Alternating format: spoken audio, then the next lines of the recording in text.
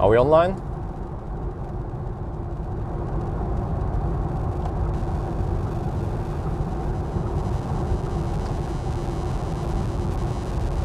Okay, back. Alright. Yeah, status update, 669 kilometers, 303 consumption. And we have, well, with this one it's going to be 9-minute deduction total, minimum deduction. No ladestav, no handshake problem. Mainly just Baustelle today. And a little bit of traffic in Oslo, Norway part. 1 minute of traffic deduction.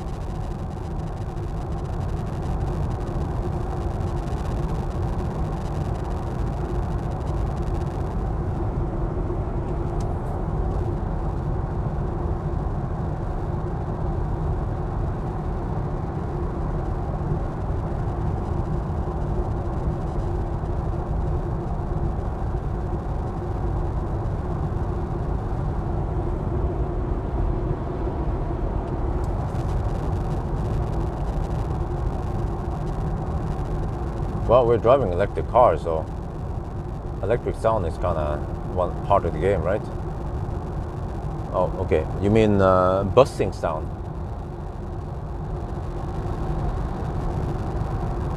Well, it's always strange how the buzzing sounds occurs. It's kind of random. Because I just use the USB-C source in pretty much every car I test, except for the cars where it doesn't have USB-C. Then I tend to use my own USB-C from the 12-volt outlet. And I still wonder how the buzzing sound appears and then why it just suddenly disappears sometimes. Is it based on the car? Is it based on the phone? Is it the phone network? Is it other devices charging? Is it a microphone? You crazy man, do you ever sleep? No, I don't. Status, 673 kilometers, 303 consumption. Why is that full backing up? The fuck?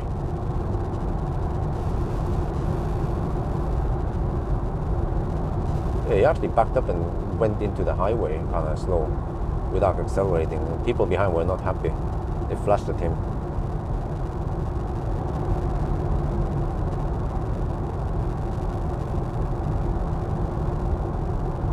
Oh, nice and smooth asphalt. Oh, I was sweating so much earlier today when I went on the other direction. This time though, you see, in the first few legs I learned about how thirsty the car is and also learned about how many kilowatt hour to expect. There will always be, normally I will miscalculate a little bit towards Varberg. I don't know if you guys noticed, but many times I barely make it to Varberg, sometimes also to Spekkerud. But usually after Varberg, then I kind of calibrate my brain for the car, and then I usually nail everything from there.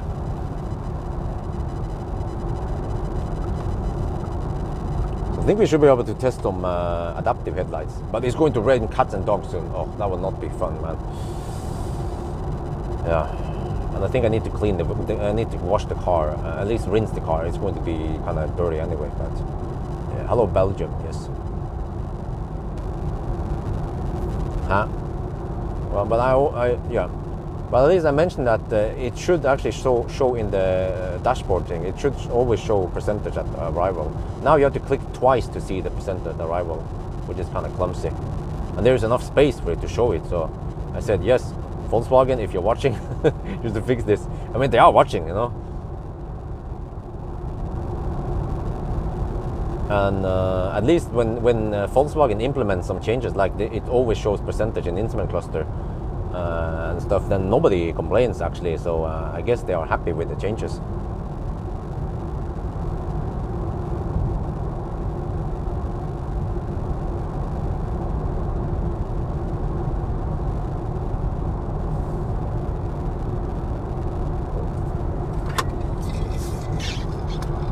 Oh, that guy's hammering it. Crazy Swede.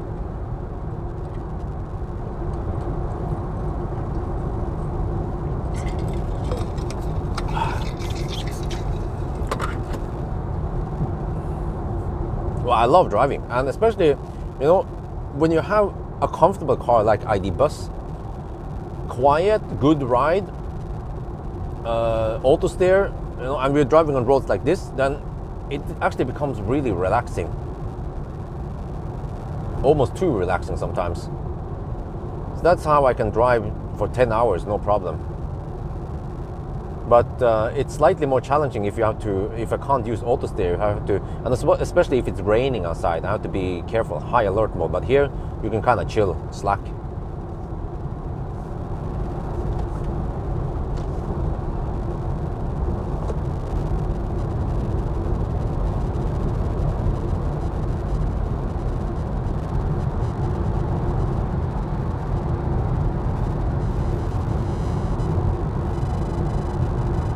Space, well, it's not too relevant for my test though, but I guess if I would sleep in the car, yes. Yeah, this one, with this configuration, you can get a flat floor around 230 kilometers, at least over 2 meters of flat floor, like a bed, crazy.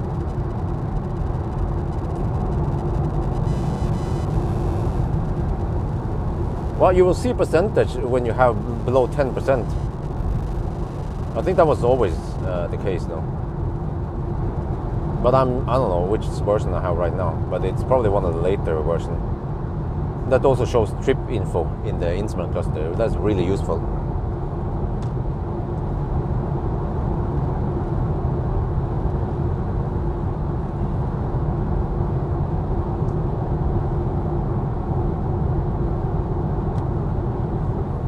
Battery life, he owns an ID3, right? And is he German or is he Dutch or something? I'd imagine he is German, right? There are many German YouTubers out there. German electro auto YouTubers, I mean. Like we have that black guy, Electrifiziert something, and we have, well, he's more like maybe a more traditional journalist. What's his name again? Oh, the guy that always holds the microphone, Trying to remember what his name is or his channel. Oh, he's German, okay. And I guess we have the Autobahn specialist. Yeah. Autogefühl. Yeah, Autogefühl, that guy. And what else? Well, I guess next move, but they're maybe not that serious about YouTubing. It's not the main thing, really. And I wonder also the other guys, by the way, the other YouTubers. Alex is Electrifiziert. Yeah, Alex, yeah. I talked to him once. I was in contact with him in regards of the juice booster, because he also reviewed the juice booster.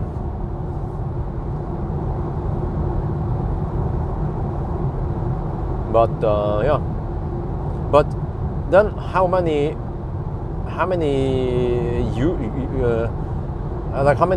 pure YouTubers are out there? Like me, that doesn't have it as a hobby, but more actually as the only job. You had one job, yeah, which is to review electro autos. Because I wonder if some of the other YouTubers, they are more like they have an office job, and they are just doing the YouTubing more like for fun, right?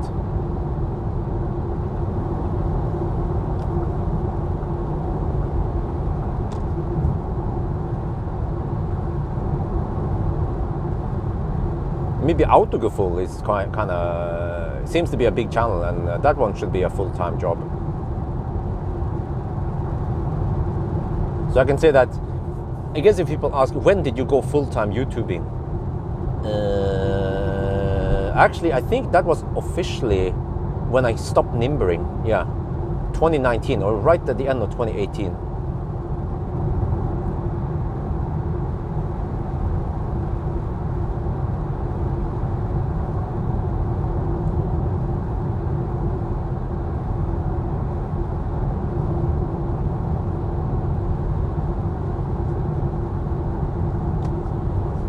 Right, and also what about the other YouTubers like now you know Zach and Jesse, Zach and Jesse, for example, and well, maybe I don't know about Rich Rebuilds or Car Guru, what was it called before, and what else? We have Teslanomics guy, and like Tesla, but yeah, they're not that committed. What car do you get tested in one next month? I don't remember exactly. I think you can check upcoming. Some EQS, I think it was, and MG4. Car Maniac is full-time YouTube. Okay. Is this bus? It's the old. I mean, it's the newest one, I think. The software. How do I see it, by the way? Zach and Jesse run a printing company. Ah, okay.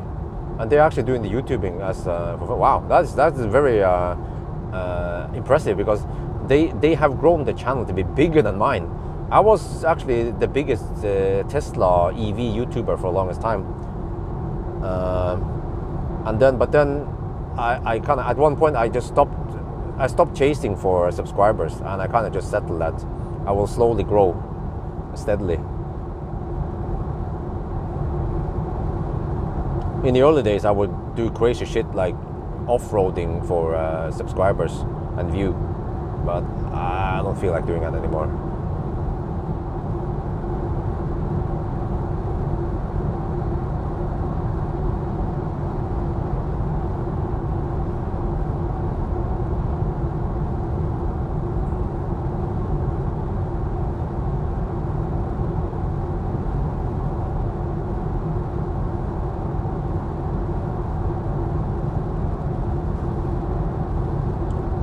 Okay, but if we started at 11, we should finish. We should be home by plus 11. We should be home by 10, I think. Yeah.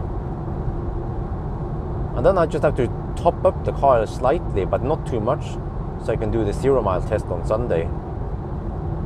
But it will just be a quick one, like 3-4 hours, and then I'm back home again. Hopefully only 3 hours. Actually, I haven't used the EcoFlow. It's just sitting in the trunk along with the emergency equipment.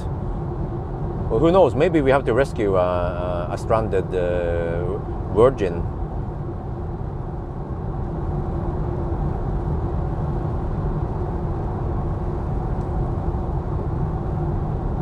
Or I might have to rescue myself.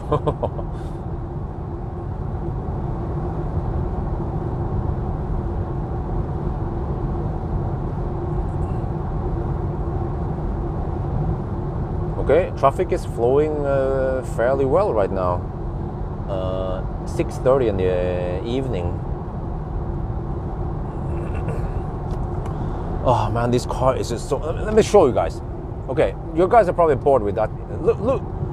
Look at this interior, huh? Do you like this shit? Do you like this shit, huh? I like bright interior. That, you know, it's like Millennium Falcon. It just brightens up everything, right? But it's not that off-white like a printing paper. It's slightly gray and comfy, and I like the interior light. It, unlike the ID3, ID4, I always bitch about that. It's kind of dim in the interior, but maybe that's because it has dark interior. As soon as you have bright interior, then it bounces off, and then yeah. Because actually, to be honest, the interior light is not that impressive here compared to, for example, Mercedes. Mercedes and Audi, I think Mercedes and BMW, they have the best. No, actually, Mercedes. Yeah, Mercedes has the best interior light. No, actually, also BMW. I remember. Yeah, BMW and Mercedes, they have the right color. This one is a bit too cold.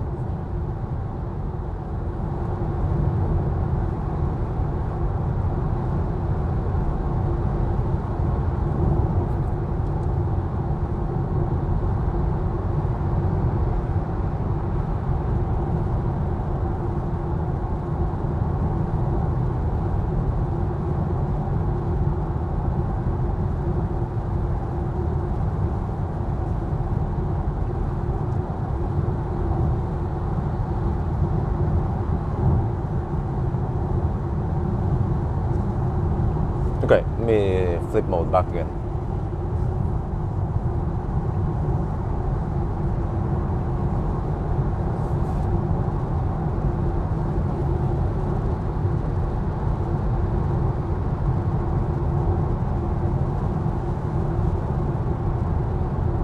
Well, very, very good. Let me see. What is the car estimating now at speculate?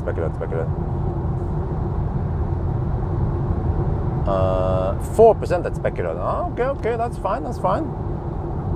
I estimated 5%, I think, or something at speculate. Well, I have around 5% margin. Yeah, we'll see, I guess. Okay, now we come to the 80 zone.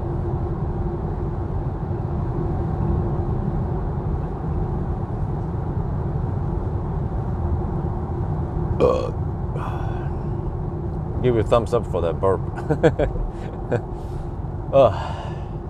Okay, so what am I supposed to do next week? Let me see. The plan is tomorrow. Tomorrow I will do a 0 mile test, but I have to do it in the time frame where it's not raining. It's supposed to rain a little bit in the morning and then a little bit in the afternoon. So I have to kind of run out the juice right in the middle of the day-ish. And then get the heck back home. And then to do the driving ASMR summary. I have a lot to say about the ID Buzz, man. It might be a 45-minute monologue. Maybe longer, but I try to keep it not too long. Try to not to repeat myself over and over again about things. But yeah, that will happen tomorrow night. And then I will return the car already tomorrow night and drive Millennium Falcon back. I have to bring EcoFlow because Millennium Falcon's heater is kaput. So I need heat in Millennium Falcon when I drive back home tomorrow night. Yeah. And then Monday morning I take the EQE over to but I didn't get a confirmation, did I? I think I need to message, email message some of the guys over at NIO, like, dude, can I come or how is it? Well, maybe I did get the confirmation, but I just missed it.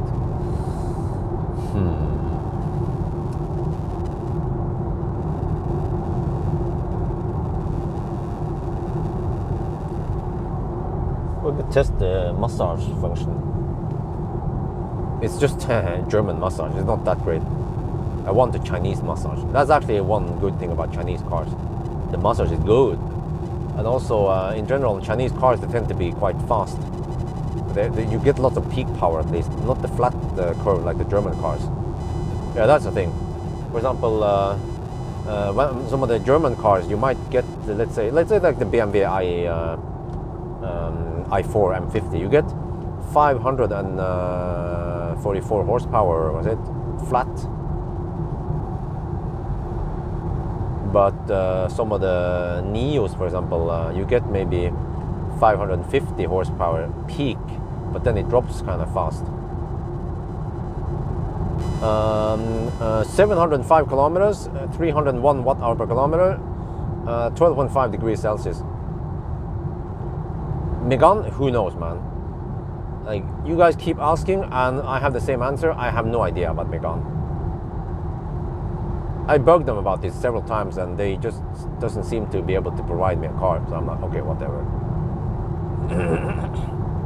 But in a way, I tested Aria, and you know, Aria is like a Megane drivetrain. Or yeah,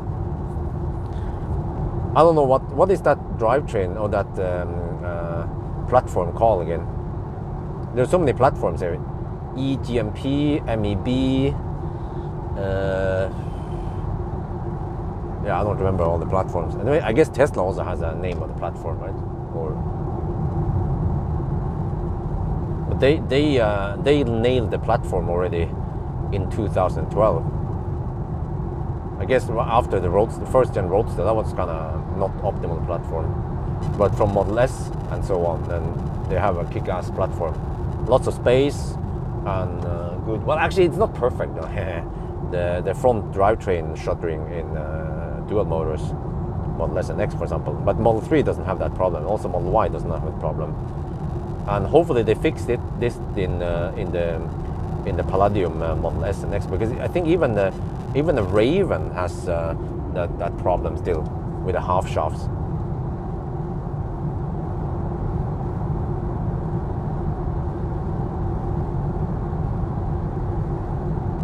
CMF EV, oh, okay.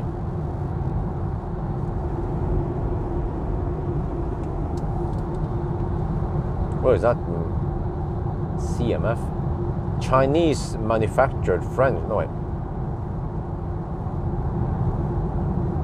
It's a joint venture between Japanese and French car industry, right? Renault, Nissan.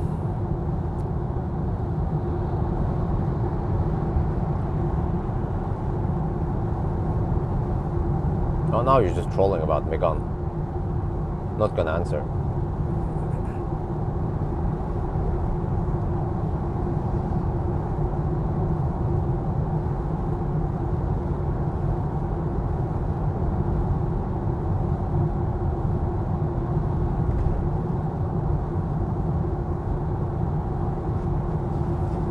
Okay, going fairly fast through Gothenburg. 6:30 in the evening.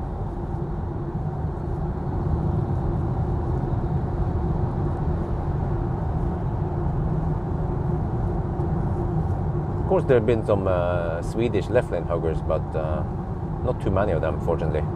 There were way more Norwegian left lane huggers today. Just mad how many Norwegian left lane huggers we had to undertake.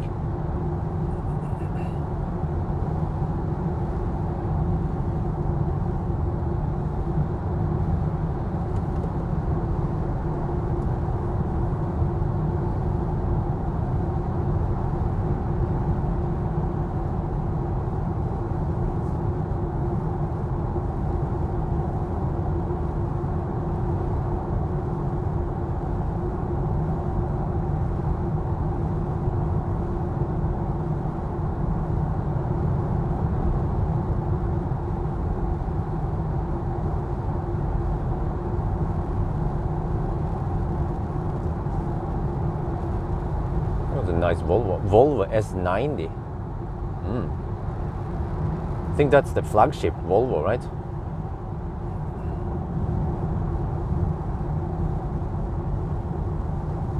Or is there a Volvo S90 Polestar?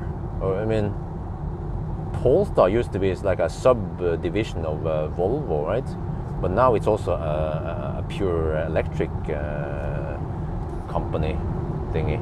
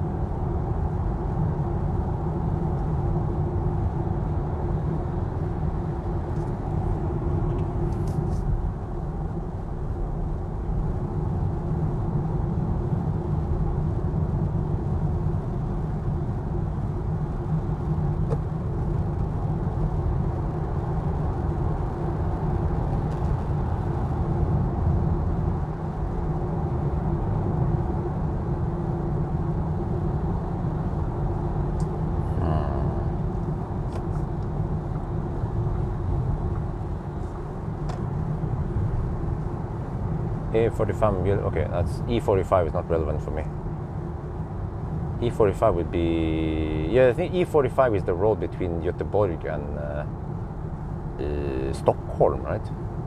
It's a pretty nice road. Yeah, there's gotta be, because Göteborg is Sweden's second largest city, so there's a good road network from Göteborg to Stockholm.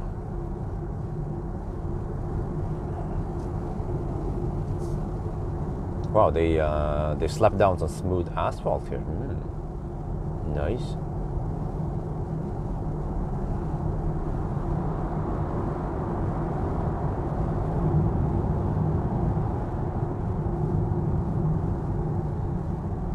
Oslo, here we go. Tingstad tunnel, not too slow. Oh, a little bit slow, but not slow enough, so I would take Mariaholt tunnel.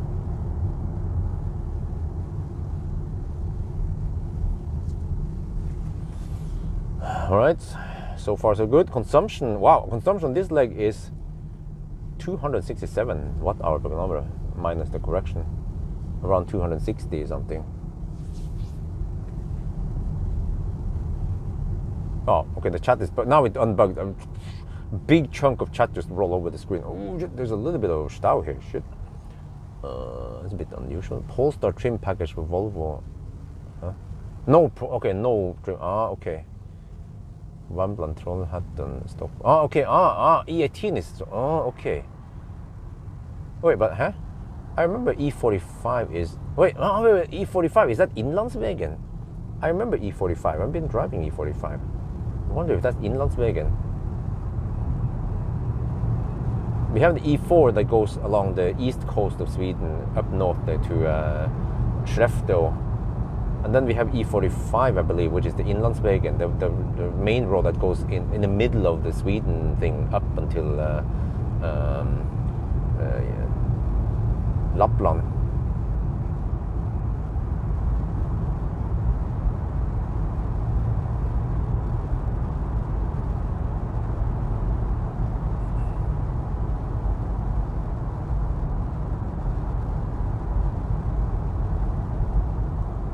I guess, for example, if you're going to Tromsø, then it could pay off to drive via Inlandsvägen to Tromsø.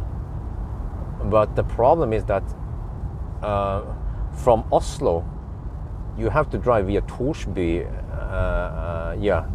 and it's that stretch from actually from Oslo to Kongsvinger. We have relatively okay road, not the best every stretch.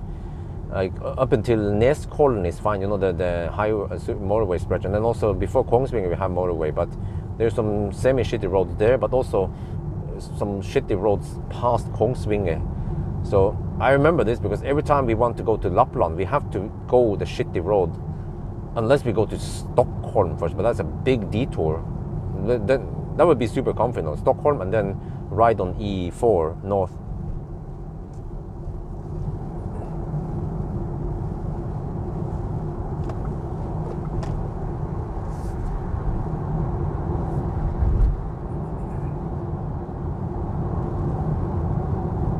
I wonder what these fossils are thinking. Like, there's a freaking van just hammering past them.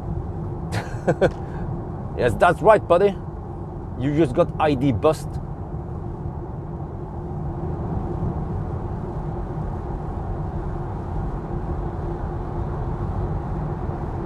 They need to make some kind of ID bus GTX R. GTR. Wait, that doesn't work. Okay, but ID Bus GTX R with 500 horsepower, 600. Like, let's make it 600. Yeah, that would be great. Because the GTX ID Bus will probably be 350 horsepower only, 351, I think. The GTX drivetrain, which is not that great. No, my bad. The GTX is only 299 horsepower.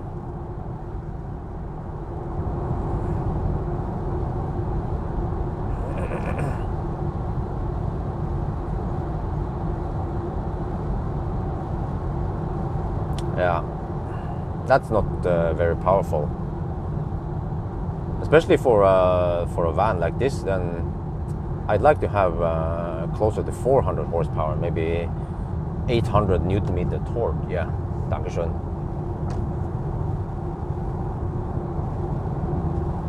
And we need track mode on the ID Bus. Okay, maybe not.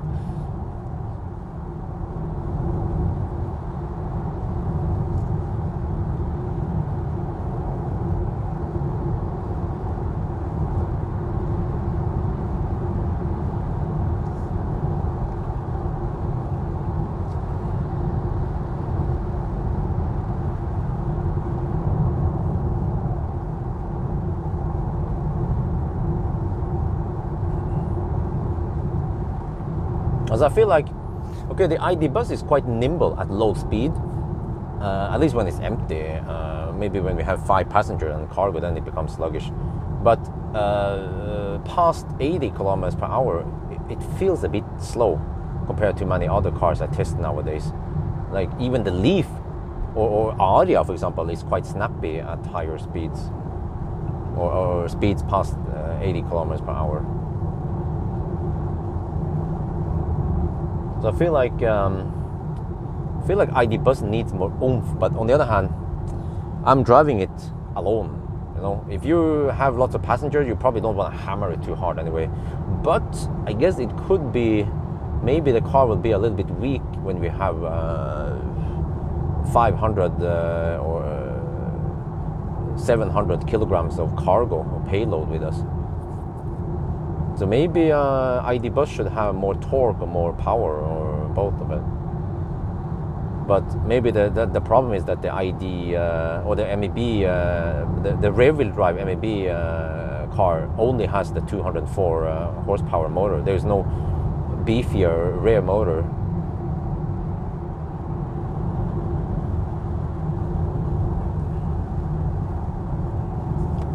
What the heck is going on here? Oh, there's a...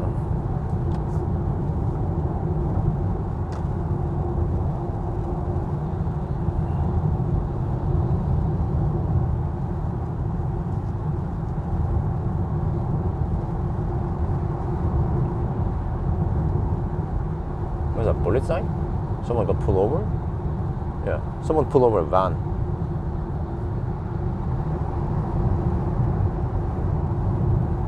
But it's not raining yet.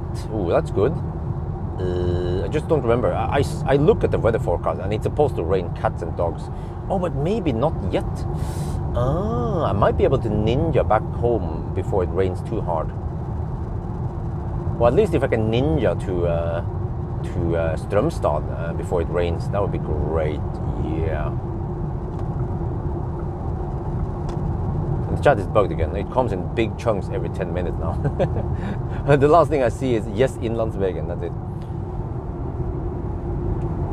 Oslo, here we come.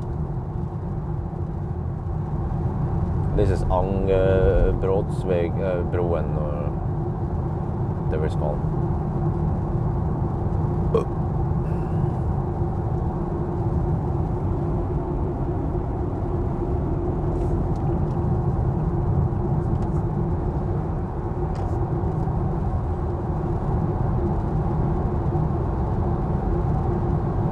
Let me see, what is the car estimating now? I guess you could just let the car calculate for me.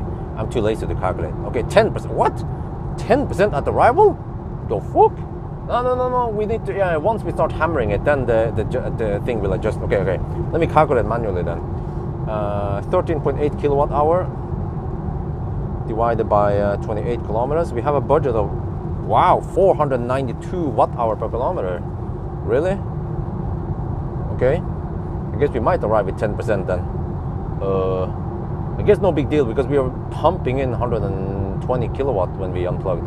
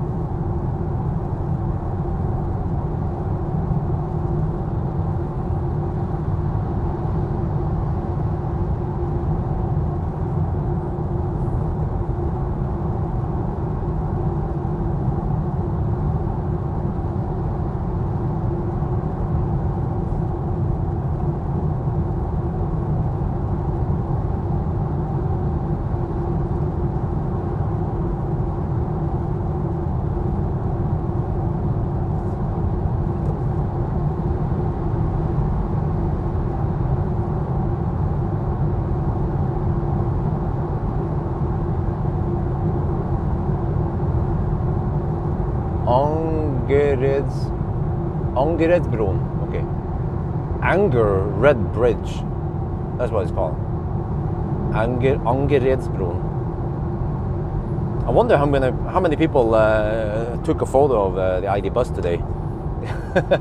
I've been hammering a lot today. Yeah, people must have noticed this yellow and white ID bus traveling across Sweden. You'll find it on Facebook feeds tomorrow.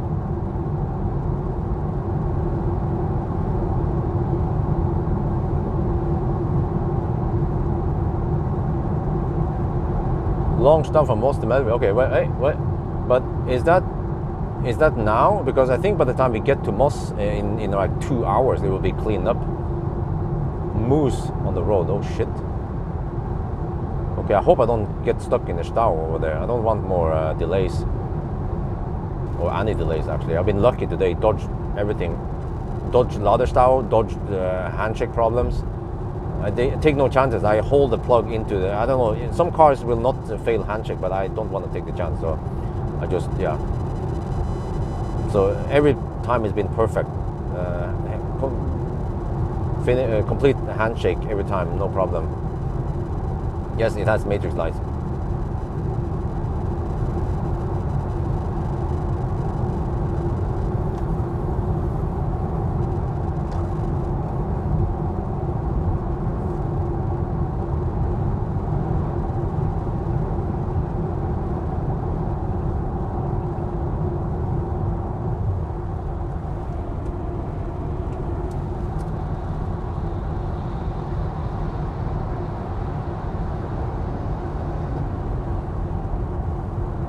You're watching live, huh?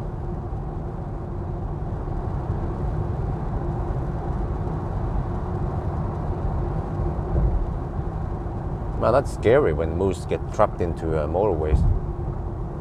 Because there's usually high speed involved, and it's hard for the moose to get out.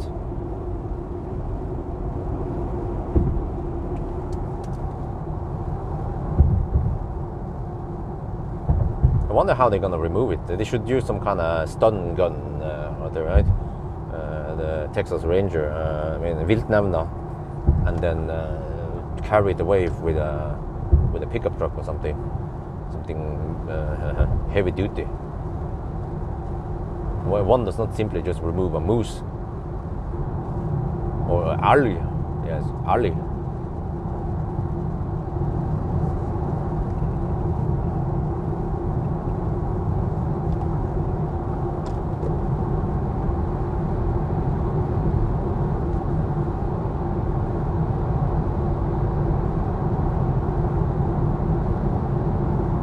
You drove there 30 minutes ago. It was stau, okay.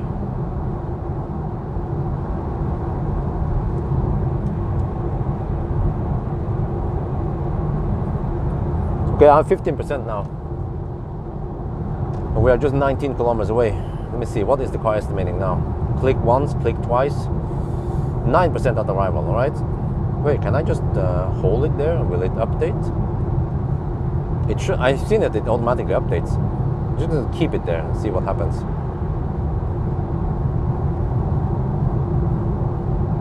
But it's kind of clumsy to be only on that screen on the infotainment to see the percentage.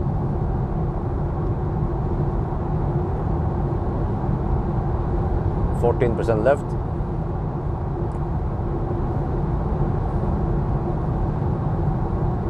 Oh, I hope I don't get a bad stomach from that double sausage penetration.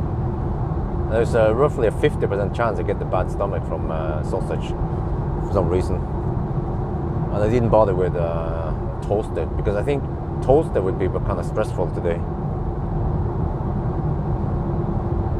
I don't have time for toasted when I'm driving fast charging cars like ID bus.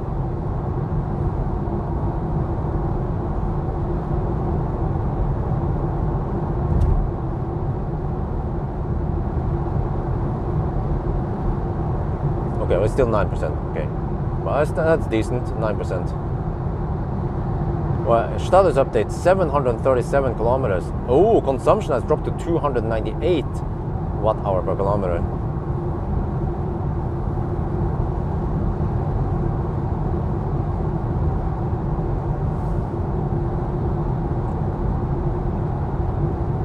And can you guys check charter status at Specular?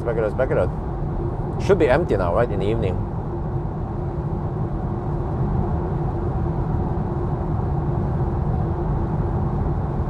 Yeah, you know, by the way,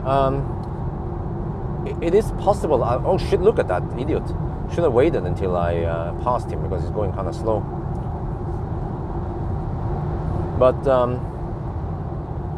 I might have struggled to plug it in at Varberg because of the placement of my charge port versus the available spots. Yeah, not sure.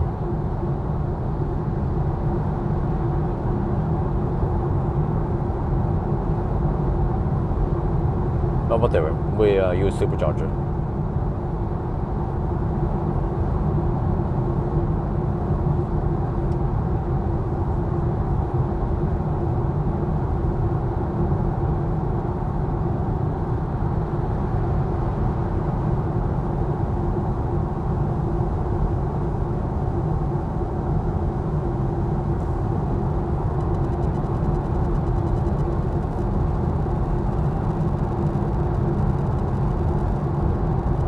Oh shit, 1 out of 6 free. Uh-oh. Oh no, I hope it's not that kaput one. Ah, scheiße.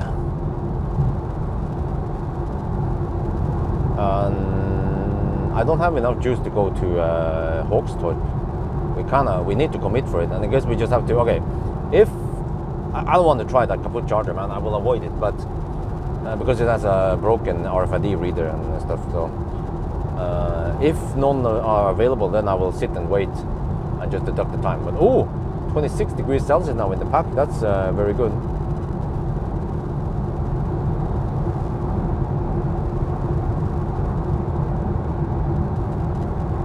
No, it should be faster than 11 hours. Closer to 10 and a half actually, which is really good.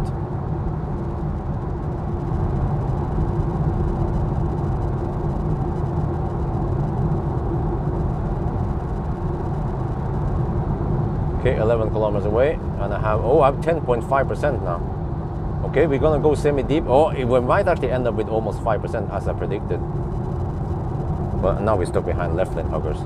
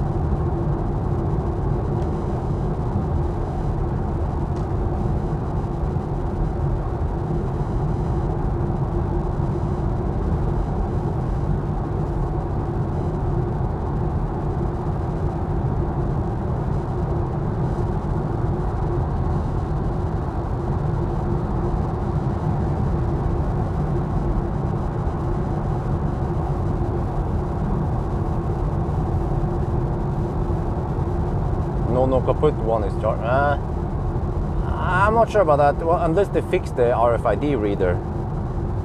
But yeah, one of the new ones, the new tritium chargers, the tall ones, they're not good. And I don't expect tritium to fix stuff within weeks. We're talking about within months here, maybe.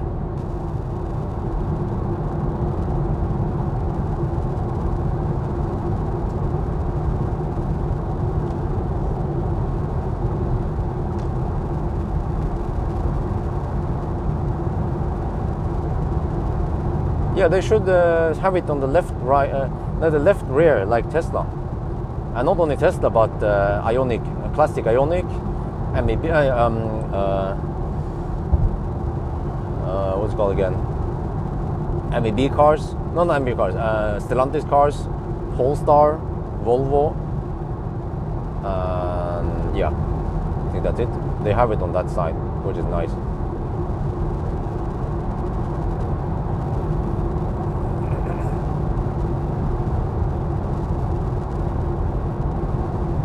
Okay, 9% left.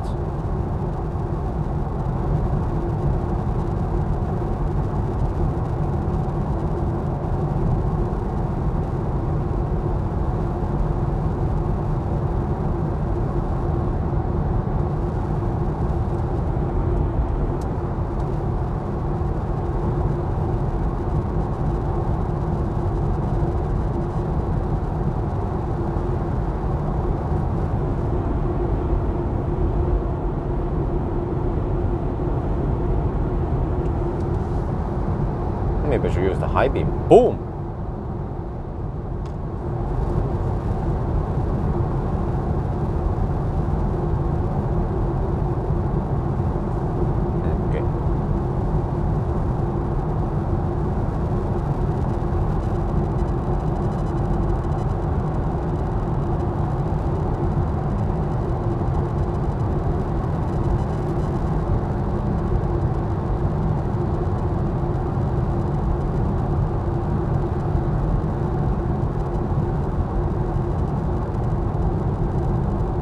Well, is that Model X going to Ionity? More and more Teslas are charging at Ionity nowadays. That's a slight concern. Because he might be snatching the charger right in front of me. If there is an available charger. Or he's taking the queue spot in front of me. Who knows? We'll see, I guess.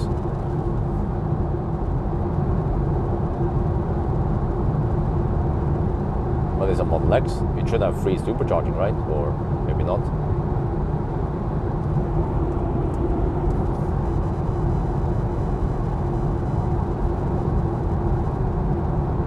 Okay, is he gonna exit? Yes. Is he gonna go to Ionity? Oh shit.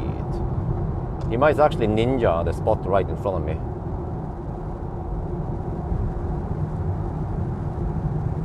Oh, whatever. We just deduct time and we get an opportunity to cool down the battery.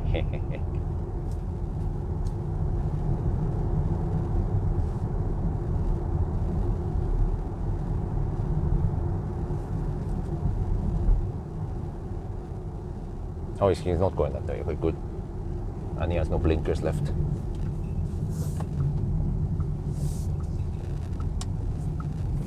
But it happened many times that I hammer some EV on the way to an Ionity, and then I snatch a spot. And then they arrive like 10 minutes after me. Okay, let me see. Oh, that are you going to give me 200 cents? No. Okay, there's one charger. Oh, it's available. Oh, nice. Okay. I have to stay in a very weird position now because of the placement of the charge port. I will actually be kind of semi-blocking this stall, and I can pull the cable a little bit, I guess. Oh wait, there is no screen. I mean, does it work though? We can try. Oh, no. Back up. Okay, this is speculate.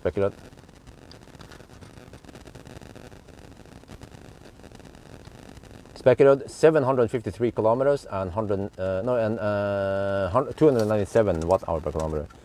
And we arrive here at 1902. Let me check. The charger might be kaput. See if the screen is broken, but.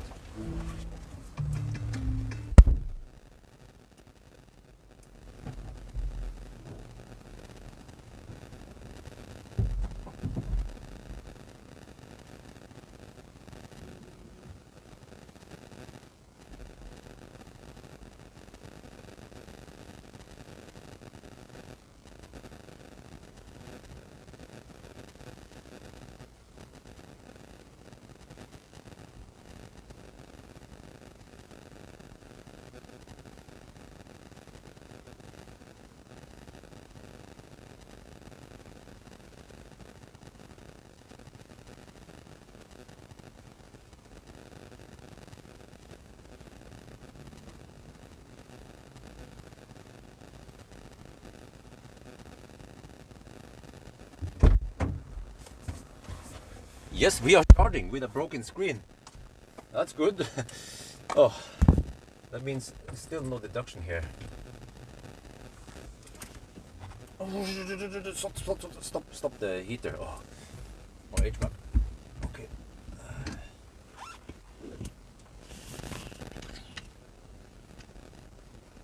Oh yeah.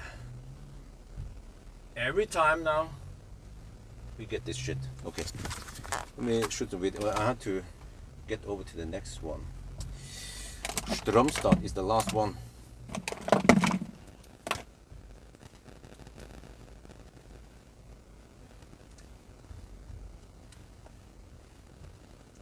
Strømstad. Okay, let me see. It's a little bit before that one.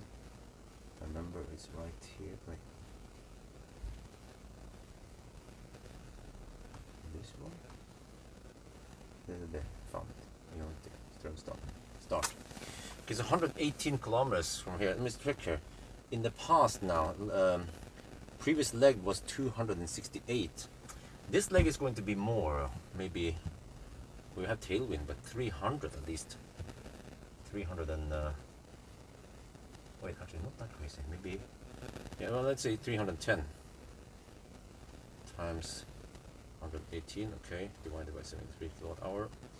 50. I need 55%. All right, we settled that quite quickly.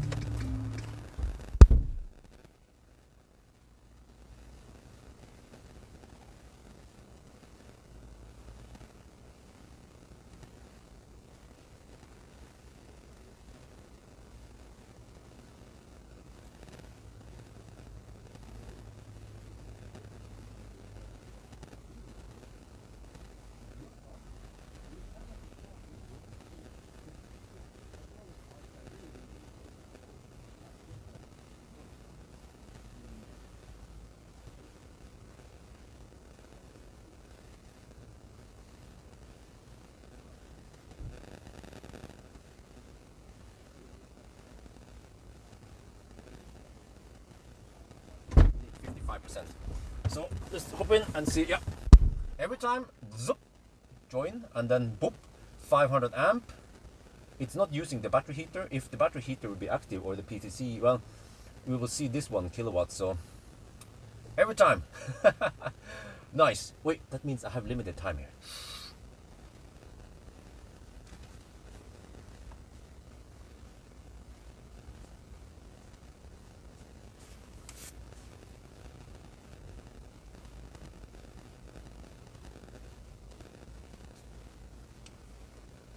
But yeah, you see there, I only this drum stand at last charging stop. So yeah, this circle will expand as we charge now. So yeah, pit stop again, I guess. What was it again? 20-minute pit stop.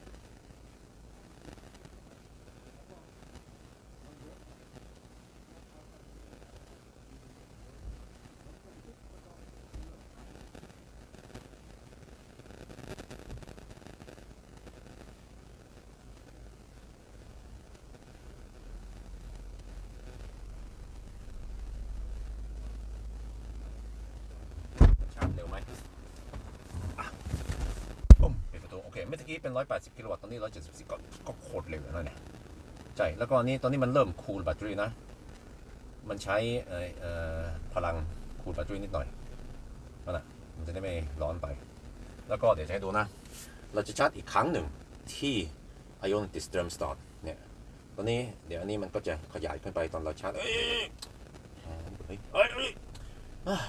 กดผิดนิดหน่อยกลายเป็นโอเคมันไม่ได้สมูทเหมือนเทสลานะเอามันค้างเลยเนี่ยนี่เลยเนี่ยโอเค โอเคตอนนี้เราคงจะมีเวลาประมาณ20นาทีนะผมคำนวณว่าเราต้องการ55%โอเคต้องรีบหน่อยนะ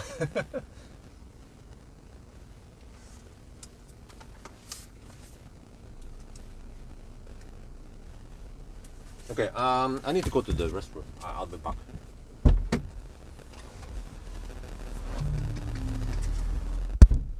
Let me throw away the pump here. This is Swedish one. I don't need it.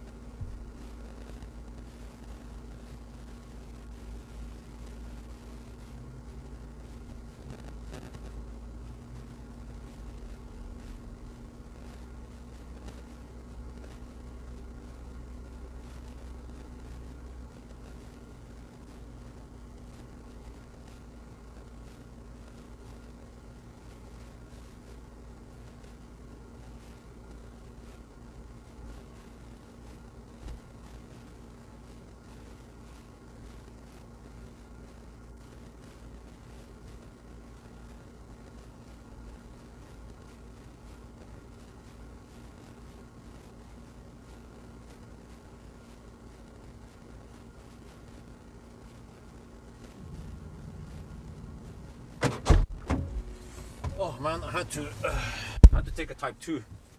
What? What? We're almost done already. Dude. Okay, let me see. 118 kilometers. So right now we have 38 kilowatt hour divided by 118. We can go already. I think actually it's almost overkill, but let's get ready. I will leave at 55% just to be sure, but we will have some massive tailwind right now. I bought a banana. I guess I have to eat the banana while we're driving. Remember to ABB, always buy banana.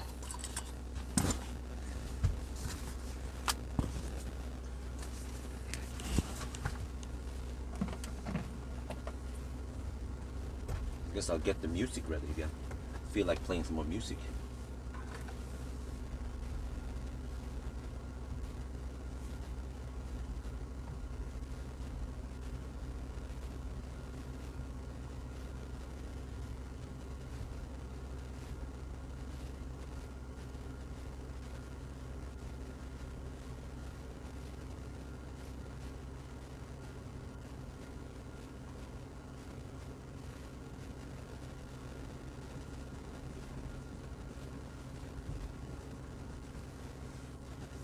Okay, but on the other hand, I want to be a little bit careful because the consumption might go a little bit up now at night.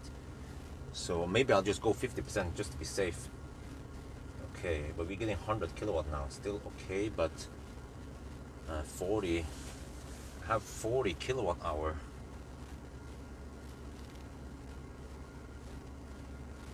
Divided by 118. That's 340 watt hour per kilometer.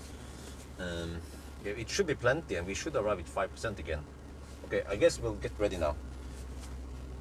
Yeah, 100 kilowatt we are taking. Well, let's see now what happens if I fire up the heater. Let me film that quickly. I want to see what happens.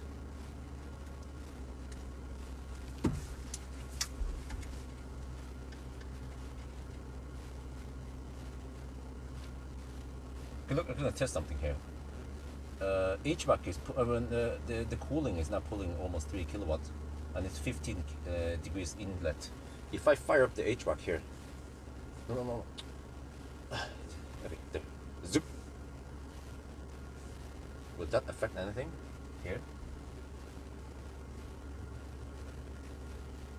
I guess not. You know what? In the ID4, there, push. Oh, now we are stealing the HVAC or the AC unit, and then this one will go up. Oh, you see, you don't want a rapid. Oh, yeah. Then this one goes up, which is the cooling is now nerfed, restricted, and you will then rapid gate. So, pro tip: turn off HVAC when you are fast charging. All right, let's go. We have enough juice now.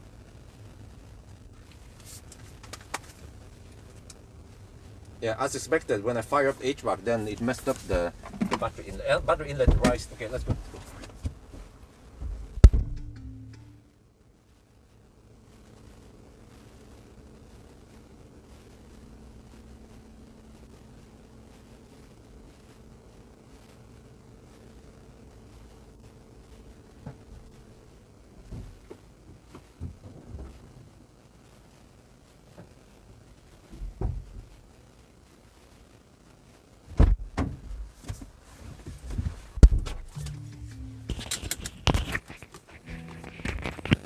Okay, 57.5%, slightly more than I need, but I guess no big deal. Ooh, nice turning circle, like a bus or like a bus.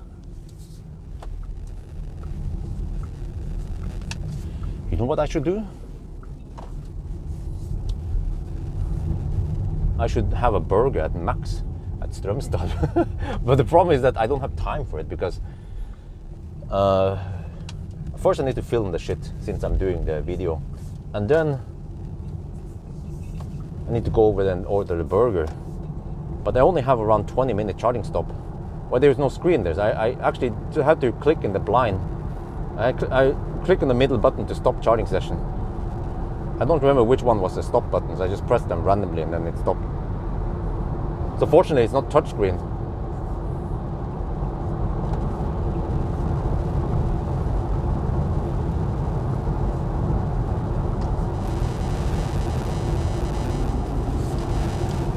Okay, we have to watch out for the moose. I guess I'll play some music once we're on the moose area, because you don't want to run into the moose party.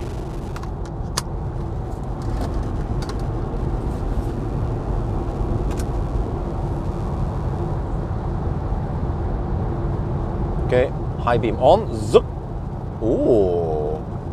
Ooh. Like a ninja. Oh yeah. Deutsche Technology. Pre-order burger. Oh, maybe there's a Max app I could use. But I'm not that ninja. The Max burgers are the best. If you rank them, Max burger is the best shit, and then second best is Burger King, and then the worst is McDonald's burger. They are kind of shitty. They're actually shittier than a gas station burger. Actually, if I would rank it, Max burgers, I rank them higher than gas station burgers. But then the second one will be gas station burger. But it's more random which one. Sometimes Shell makes nice burgers. Sometimes Circle K. Sometimes Esso. It depends on which station it is, pretty much. And then Burger King comes below the gas station burger, and then McDonald's is on bottom. The shittiest burger ever. Preheat burger. Yeah. Okay, now the car estimates that I will arrive with 11%. Alright, we'll see. I think I will arrive with 7%. No big deal. But man, this is like the stress test, you know. We hammer it, we fast charge, and we hammer it again. We stress the battery through the day, and there is no sign of exhaustion, or what they will call it. No slowdown, no rapid gate, cold gate, nothing. Like the battery just charges fast consistently every time. I've seen weird shit with even Aria was doing some weird shit, and I don't remember, maybe some of the Chinese cars were doing some kind of weird stuff towards the end, or the second half was suddenly slower than the first half, or yeah. But here, all the way, man. This would be perfect. This would be so comfy to drive on a cross Europe road trip to Croatia, to Bled. Oh man, next year ID bus to Bled. Oh, bus to Bled, how about that?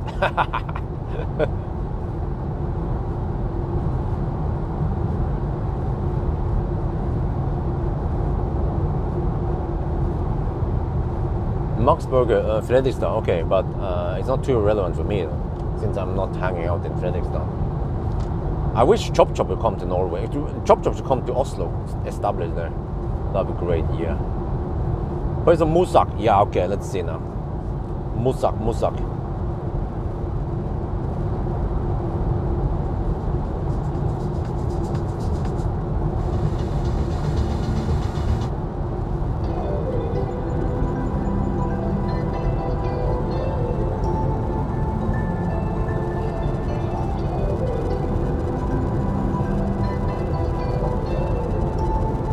Okay, by the way, a little status update. We are now at 8 hours and 20 minutes, and we have done 762 kilometers. It's actually more like 775 roughly, something like that. Yeah, real distance. And the consumption is 299 uncorrected. Plaid to Bled, okay. Yeah.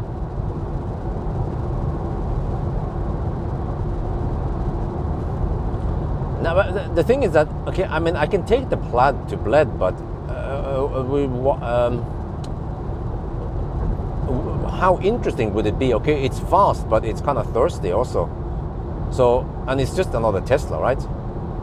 But the ID Bus is completely different. It's a spacious family car, and it's actually a use case that could resemble what other people might be doing, which is to take a bus on a proper road trip, hippie road trip. Yeah, peace, make peace, not war.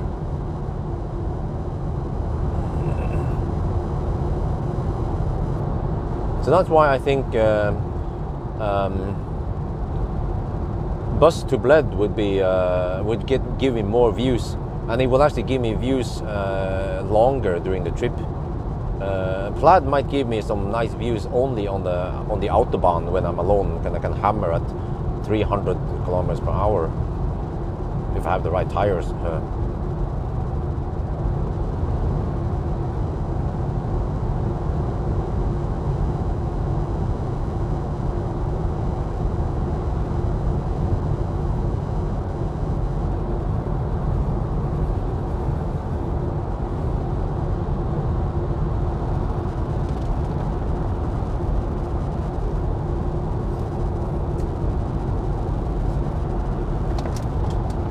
Shoot some more video here.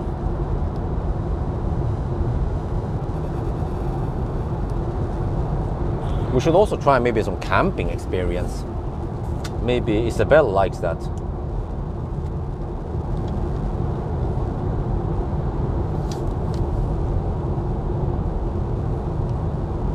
We're on the move again, so it's getting dark. Well, I mean, it is dark now, yeah. And I'm using the head. I mean, this is the adaptive headlights. Just like in the ID3, ID4. So they turn in the curves, they have matrix shit going on, and they shine wide and strong. So man, these headlights are awesome.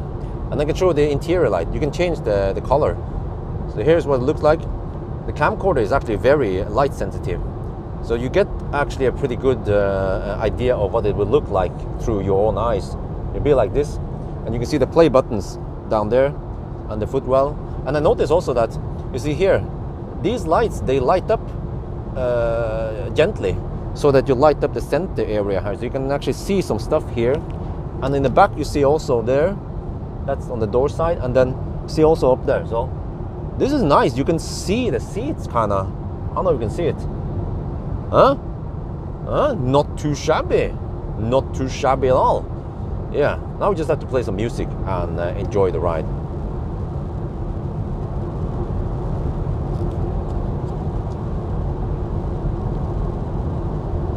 นี่มันมืดแล้วนะครับแล้วก็เราก็ใช้ adaptive headlights อันนี้เป็น LED matrix นะครับมันจะโค้งนะตอนเราโค้งนะครับมันจะเหมือนหมุนในโค้งแล้วก็มันก็จะมีmatrix ถ้ารถสวนทางเนี่ยนะมันก็จะเปิดส่วนนี้นะแล้วมันสว่างดีนะครับผมชอบอันนี้นะไฟนี่นะอาจจะไม่ได้ดีเท่า EQS แต่ว่าท็อป4ท็อป3ท็อป4นะที่ดีนะครับแล้วก็เนี่ยในภายในนะกลางคืนมันจะเป็นอย่างนี้นะครับเนี่ยเราเปลี่ยนสีได้นะตอนนี้มันเป็นสีฟ้าสีน้ำเงินอย่างนี้นะเลิศดีว่ะแล้วก็เห็นที่พื้นนี่นะครับแล้วก็เนี่ยมันจะมีปุ่ม play button นะ แล้วก็อันนี้ก็เห็น USB อะไรนะอันนี้นะกล้องวิดีโอนี่แหละมันก็แบบดีนะมัน light sensitive นะครับก็แปลว่าที่คุณเห็นในกล้องนี่เนี่ยมันจะเป็นประมาณนี้แล้วที่คุณเห็นตัวจริงนะครับแล้วก็ผมก็สังเกตนะว่าที่หลังคาเนี่ยนะ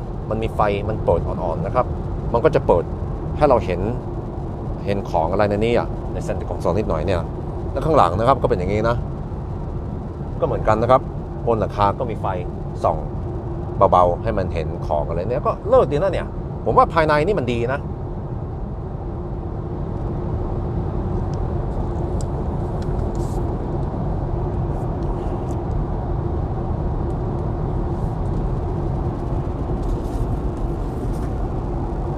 Okay, I was gonna eat a banana. Let's see. I need to hug the left lane a little bit,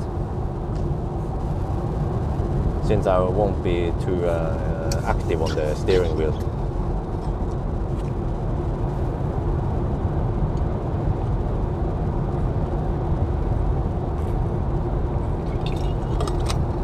Oh, they haven't cleared the moose yet?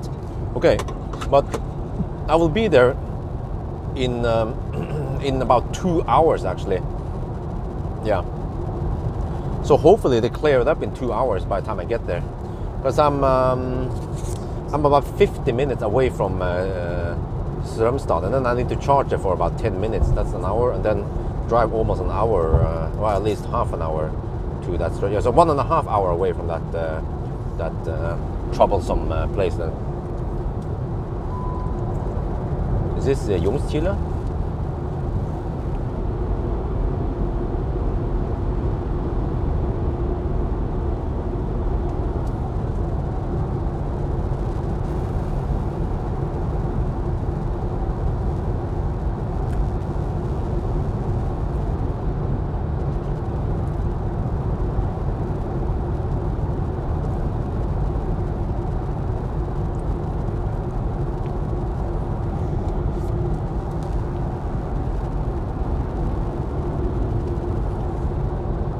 Well, I don't know about you guys, but can you hear that? It's actually very nice and quiet in here for a van.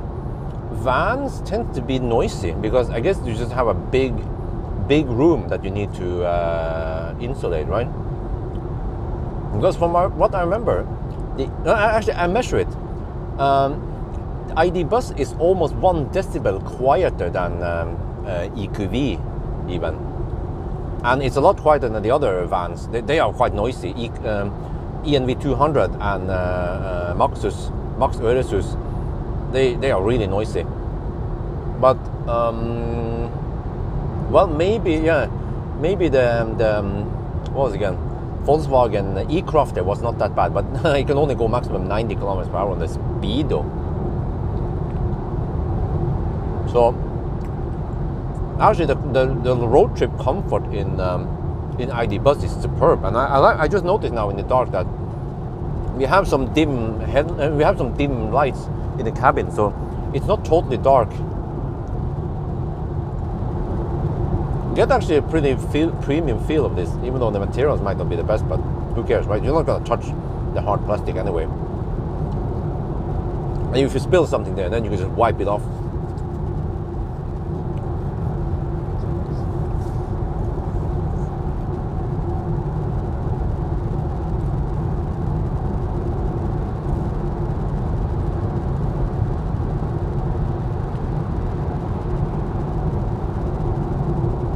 But yeah, this is the real deal. Like, I've been testing this on rough Norwegian asphalt and also Swedish asphalt, and it's good. And you know, we are even on 21-inch wheels. I think it was 235, 45, 21 front, and 265 or something, or with it staggered wider rear tires. But it's 45. No, it's 40, 21. Rear. So if you don't want the noise, I mean, if you want to reduce the noise, which tends to be from the road noise, you can go for 20-inch, I guess. I don't know if this comes in 19-inch, but at least 20-inch should make a big difference. Because in general, 40, 45 profile tends to pick up some road noise, especially in Norway, Sweden. But if you can get 45, 50 profile, then that's a lot better. But I guess if you can go for 55 profile, that would be even better.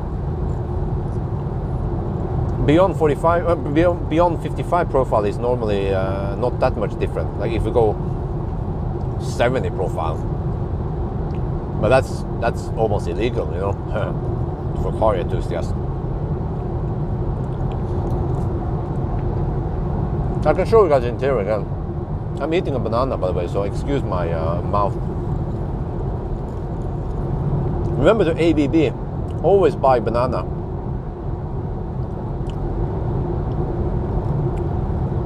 You can get 18-inch wheels? What the?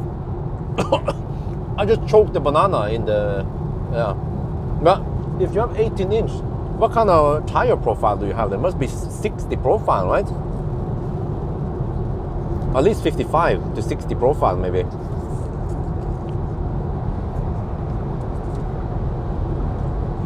I like this white, and I like this gray interior. It's so bright and refreshing. And I guess if at night you can do something like, wait, can I go only rear? No.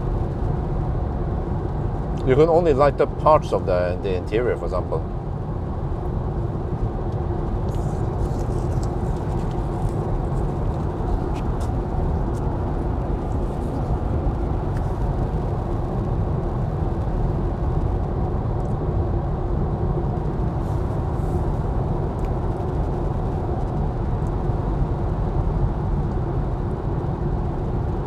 Yeah, I guess this is one of the quietest vans I've been testing.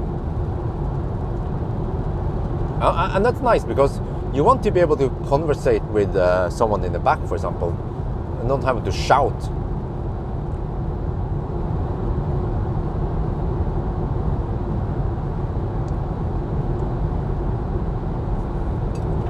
Okay, skål. I still have ice cubes in here. What I normally do is that I put ice cubes maybe like here-ish, right? In the morning, or the day before even. Oh, I need to B-roll the Öresund. I have to focus on B-roll on this one.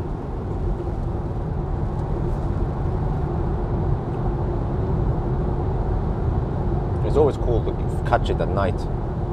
Uddevalabron. Actually, it's not optimal now because I have the CPL filter on, so it's stealing the main camera.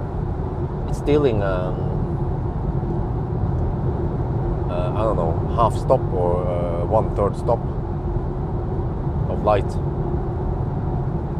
It is actually noticeable, but I'm too lazy to remove the CPL. But actually, it's kind of hard now because of the ID bus windscreen is so far away.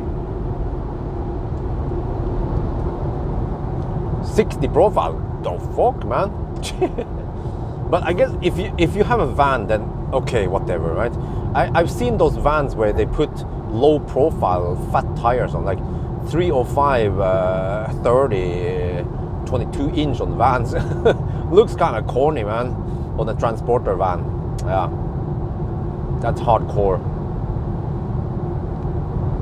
But yeah, I'm gonna show you. So what I normally do actually before a long trip, like a 1,000 kilometer challenge, is that I used to bring the Asaklit, remember, but Asaklit was actually waste of space, extra hassle, suck a little bit of juice, and you had to take up one 12 volt outlet. You know, it was kind of clumsy, and it was also adding some noise.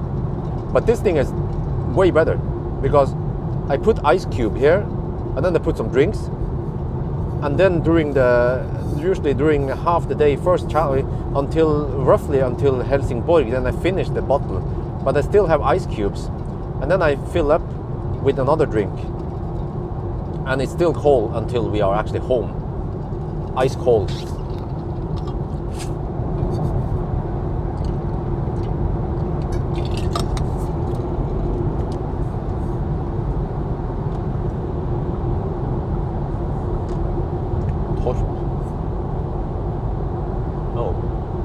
Charging at the mail chargers. Okay.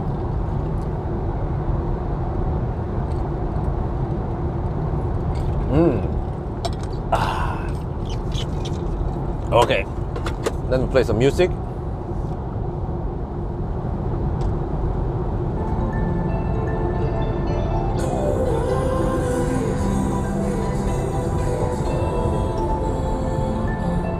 Not sure what I'm supposed to play.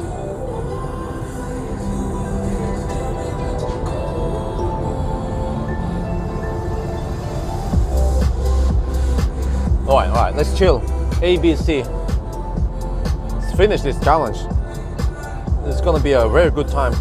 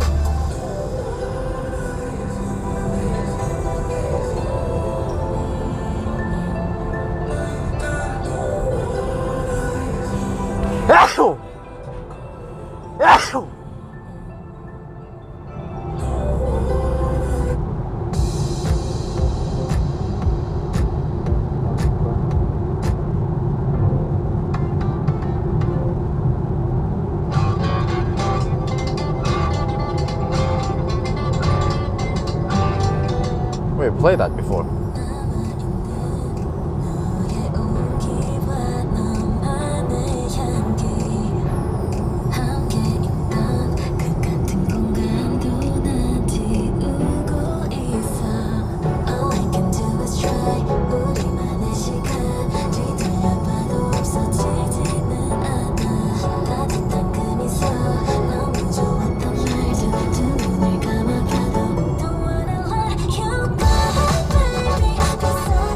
Oh, this is like K-pop.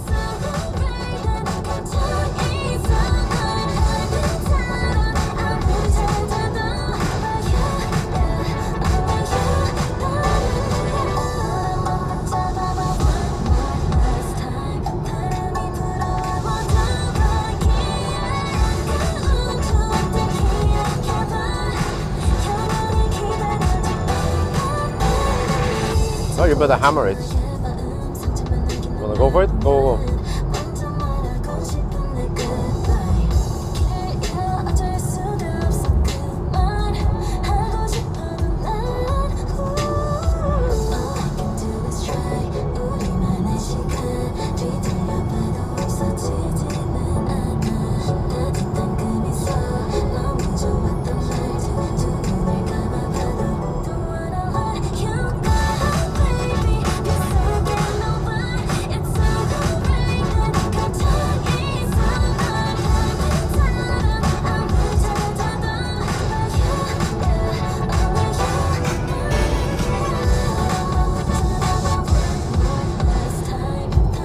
Fat e-tron, I think. Tail light.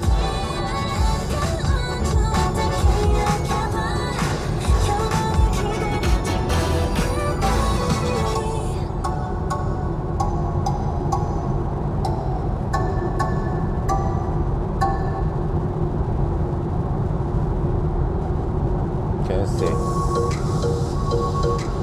The car now estimates I will arrive with 6%. All right, that's still fine.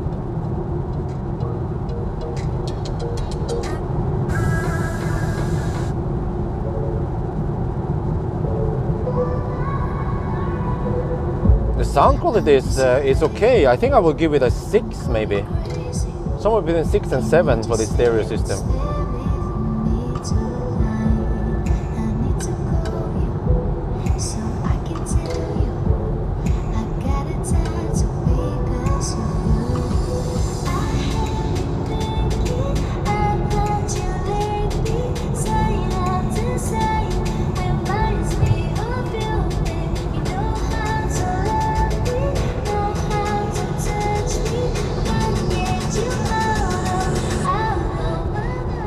...803 kilometers and 300 watt-hour per kilometer.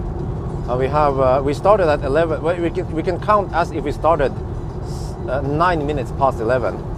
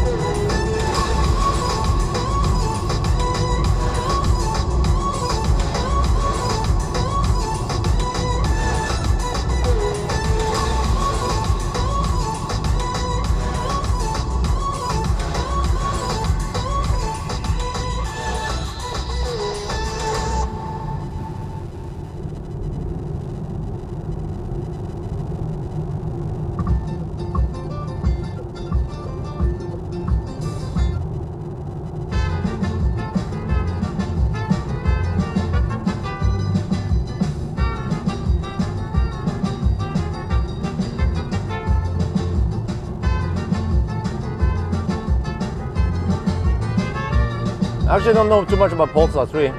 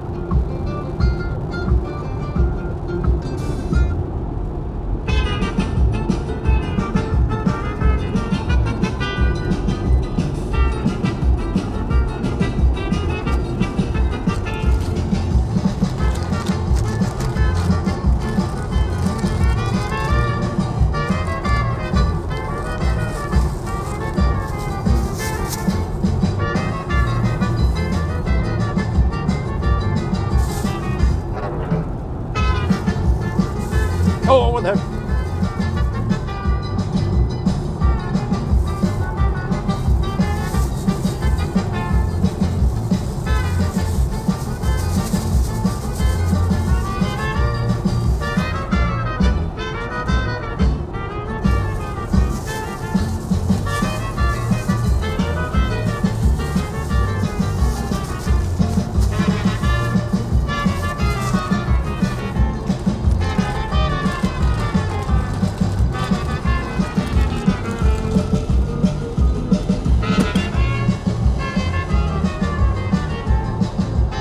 Oh yeah, Polestar 3, by the way, it has a nice big battery though. That's and also interesting that it supports 250 kilowatts.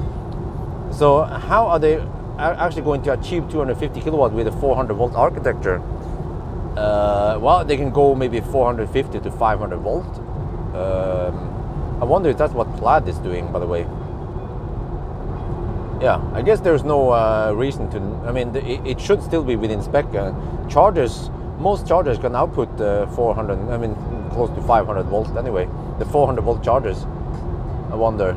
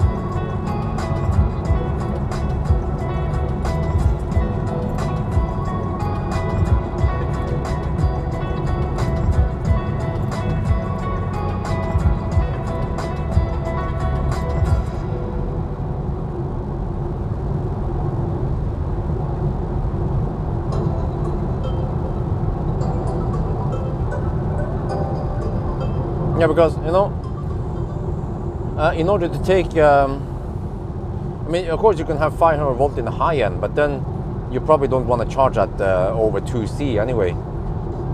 So you want to take 2C in low end. That means that with the 500 amp limit that we have commonly, then you have to go 500 volt in the low end, and then maybe 550 volt in the high end, unless you use LFP maybe, but that would be way too heavy. So yeah, 550 volt maybe. I wonder how that's going to work out with the 400 volt chargers, because I don't think they can support 550 volt. I think even Tesla supercharger supports around 450 volt. No, it should be 500 because Plaid is close to 500, isn't it? Isn't Plaid, or not Plaid, I mean Palladium, isn't that 450 to 500 volt? No, you know what? My bad. I think actually, yeah, I think Palladium battery pack is 400 to 450 volt. I guess I need to find out eventually when I test them.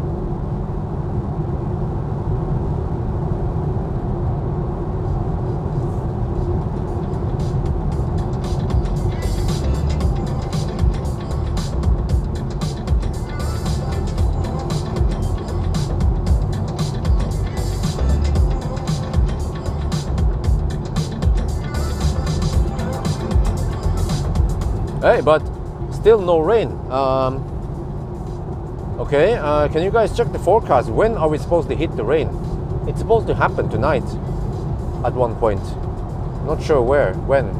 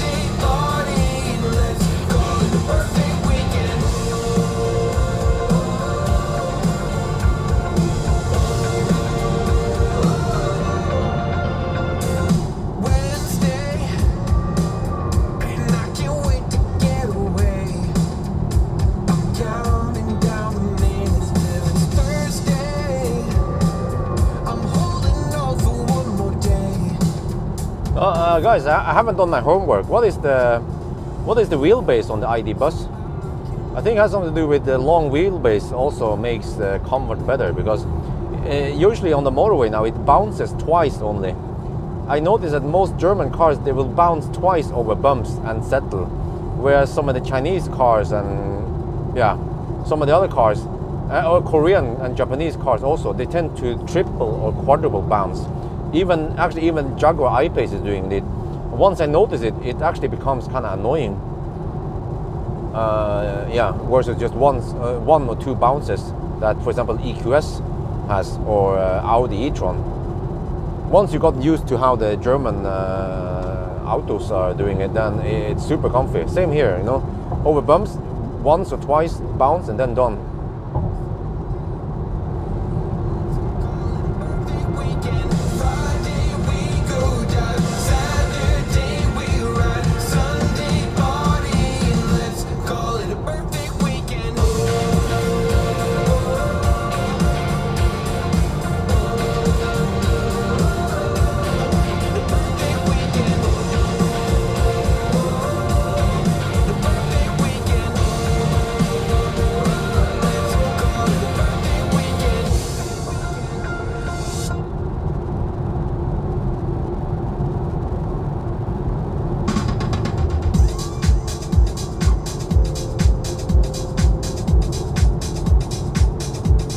Oh, really? Almost the same as Ioniq 5. Wow. Yeah, Ioniq 5 is quite spacious for a relatively compact car.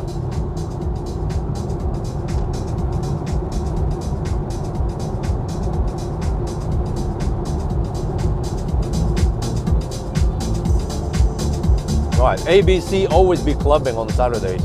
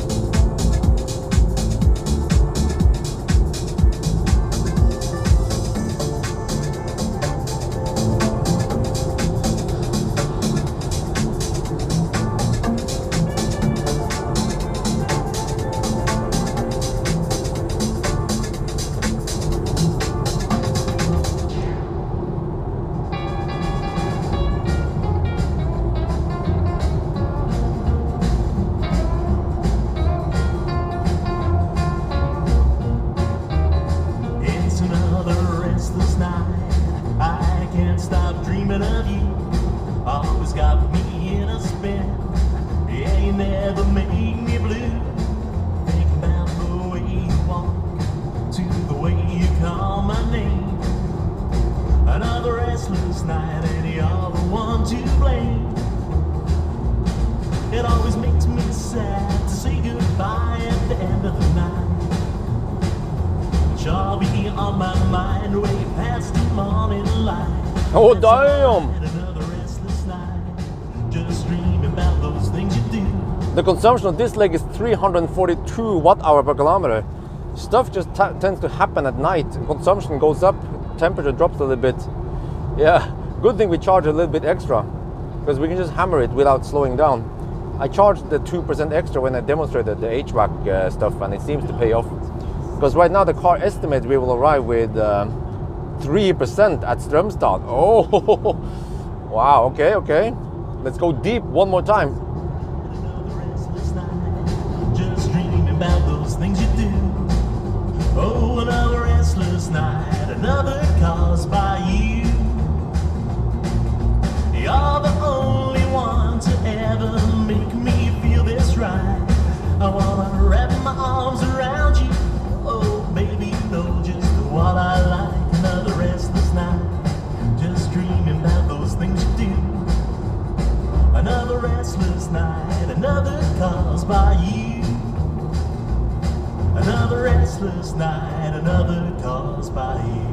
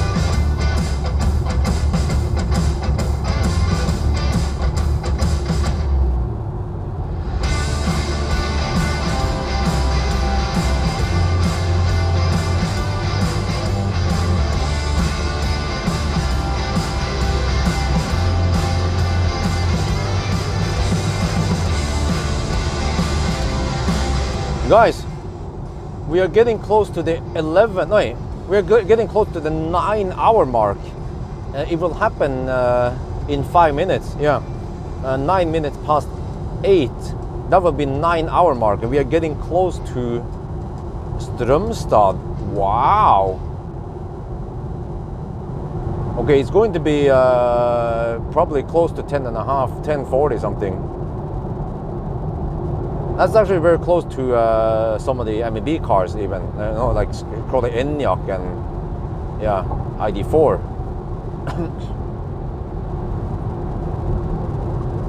Okay.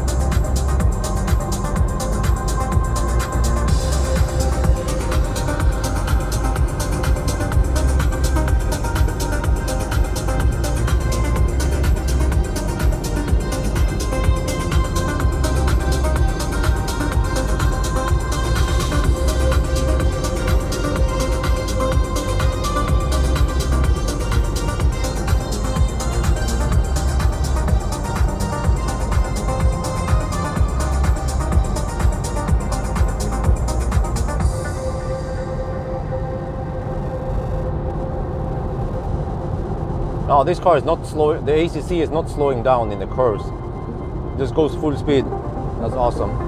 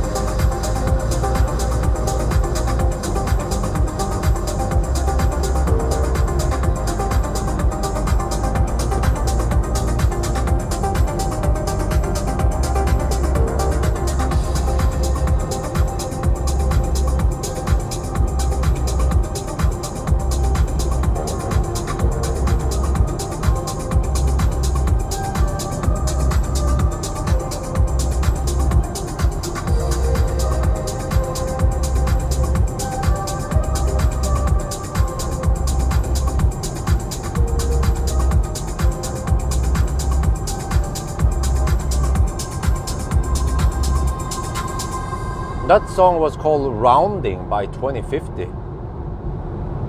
But okay, guys, we are at the 9-hour mark. 9-hour mark, and we have done corrected numbers this time. 865 kilometers after 9.5 hours. And the consumption, let me see here. Consumption is 297. That's not too far from Fat e-tron. Actually, I think in Norway route it might drop a little bit. We now have 12%, 11% left, and we are 16 kilometers away, and we have 27 kilometers of gone. So we're gonna go semi-deep, maybe 5% deep for the final charging stop. And I have to calculate again once more. I don't remember Strømstad to Oslo. It was 135 kilometers, right? Something. So I have to calculate. Well, actually, based on this consumption also, but this is a semi-high. The Norway route will be not so intense. We actually have 337 watt-hour per kilometer now. That's actually a bit higher than I expected. Mainly because I guess it's dark. I mean, it's semi-cold outside, and you can actually go high speed all the way. Yeah, this stretch is always kind of high consumption.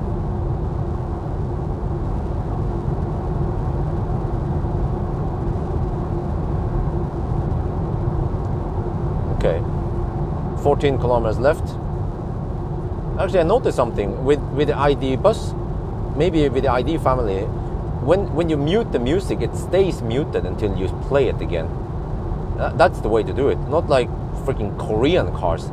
Every time you enter Ioniq 5 or Nero, it just plays the music at the same volume you left it with, or it's the same volume you muted it at. That's super annoying.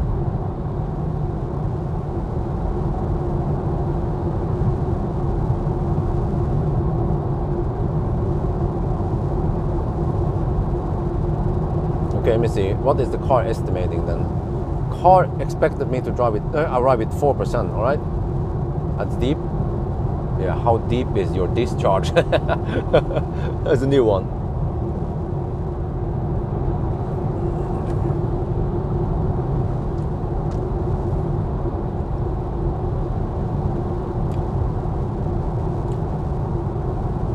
Wow, so we reached the last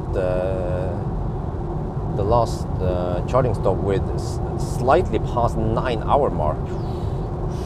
Damn. This thing is a beast, man.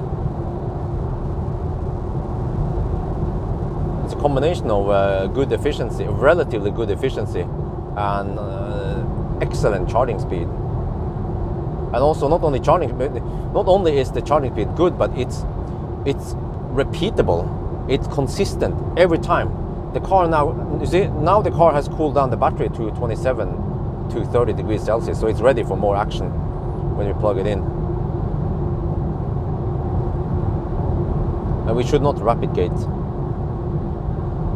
Let me see, if I charge to 55% last time, I might have to charge to 55% again. Yeah. I guess I'll recalculate.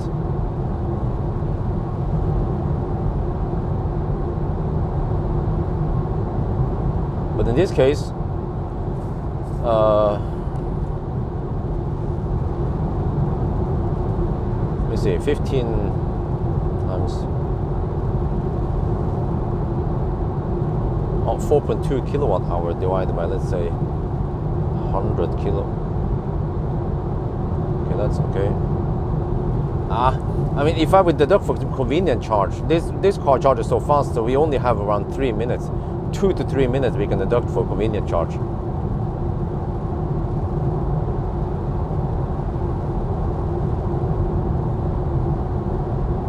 Yeah, 5 minutes convenient charge would be unfair.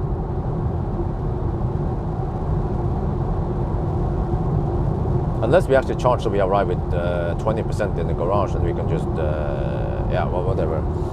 I can just plug in for a bit and then come back to the car. Well, actually, yeah. I don't want to charge too much, because then it will be troublesome for me to drive it down to 0.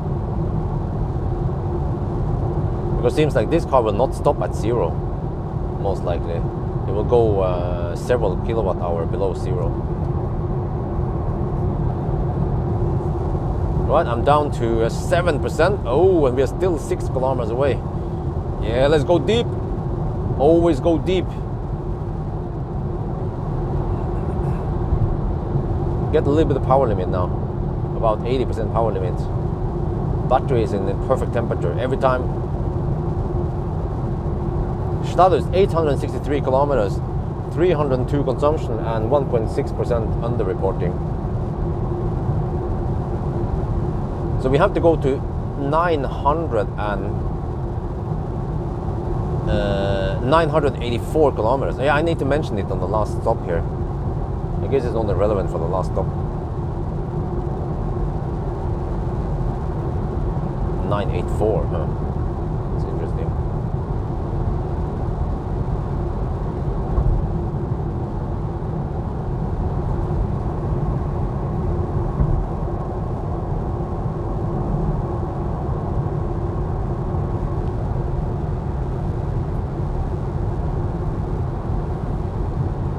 Oh, going kind of deep, 5% deep. Oh, still not too much power limit. Okay, 3 kilometers left.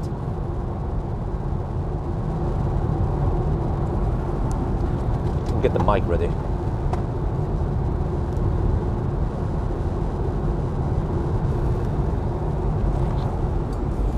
Get the camera ready.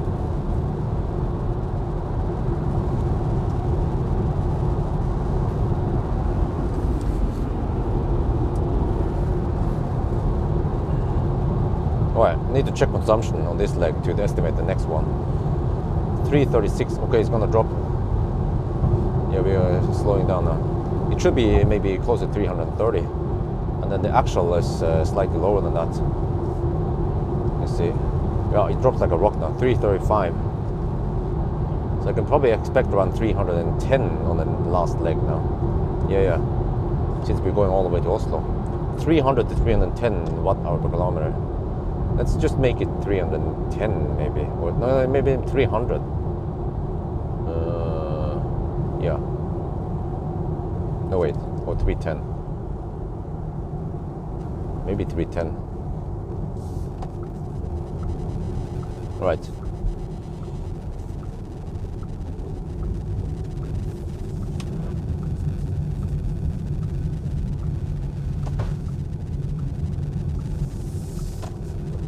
Oh, this car is still snappy with 5% left. What the heck? And how deep is your buffer?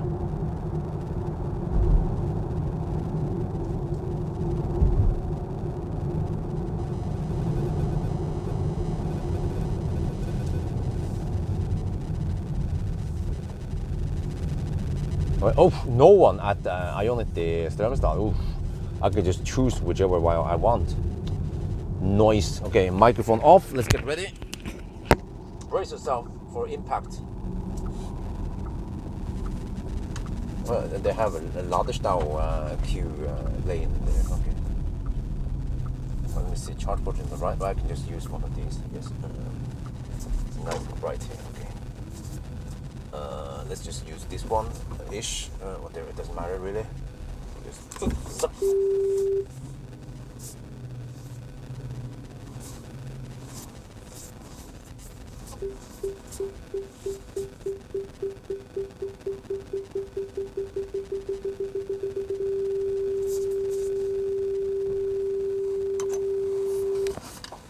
Okay, this is the last. Okay, Stad is 868 kilometers, 301 consumption.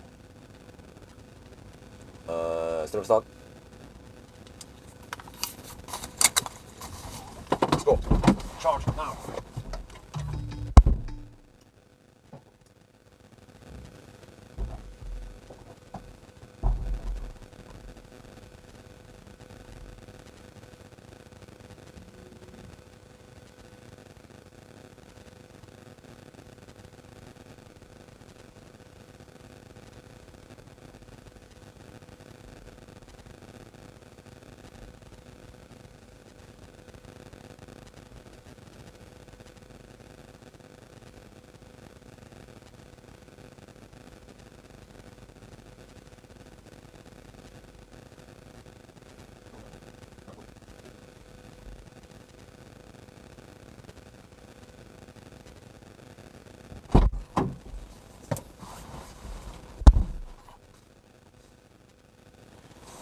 We check here.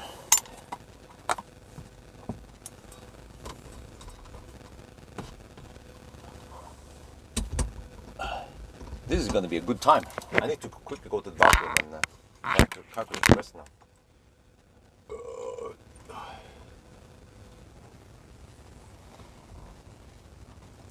This is search for Alla Center. Wait. There, Alla Center. No, no, take the light, no.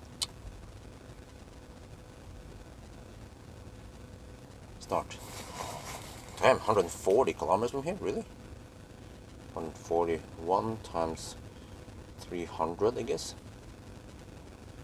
Divided by 73 kilowatt hour. So I need to spend 50. Wow, really? I need 58%. Shit. Which means that I need to go to 65 then. Damn. Oh, stop the heater. Oh. Okay.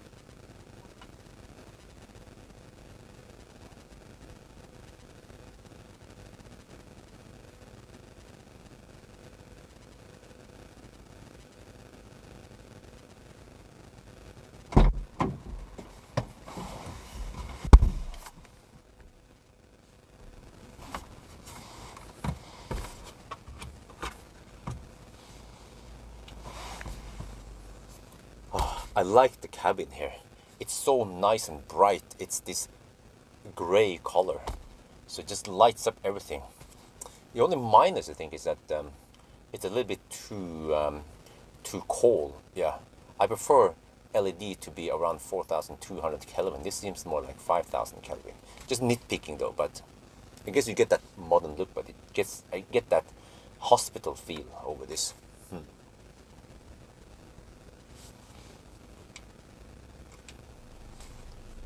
แล้วเนี่ยในนี้นะภายในเนี่ยมันก็สว่างดีนะครับผมชอบที่มันเป็นสีเทาอย่างเงี้ยนะมันสว่างนะครับเฮ้ยนี่บอกเลย กำลังชมรถว่ะโอเคแล้วก็แต่ว่ามันมีข้อเสียนิดหน่อยนะคือมันรู้สึกว่าไฟมันจะแบบเคลวินมันสูงนะครับมันจะรู้สึกขาวไปนิดหน่อยผมชอบให้มันเหลืองๆนิดหน่อยนะมันเป็น 4,200 เคลวินมันจะพอดีอันนี้มันจะสว่างเหมือนแบบพยาบาลโรงพยาบาลอะไรอย่างเงี้ยประมาณ 5,000 เคลวินนะแต่ก็ไม่ได้เป็นเรื่องใหญ่นะมันก็ดูโมเดิร์นนะใช่ประมาณนั้นนะ Okay, I need to go to 65%, I believe.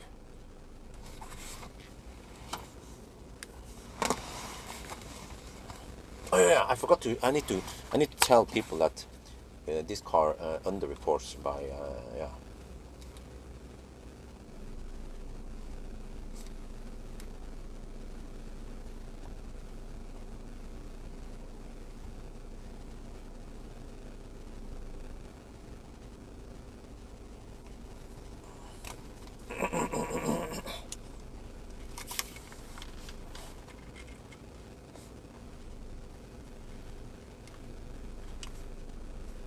This car underreports actually by as much as 1.6%, which means that we have to go to 984 kilometers.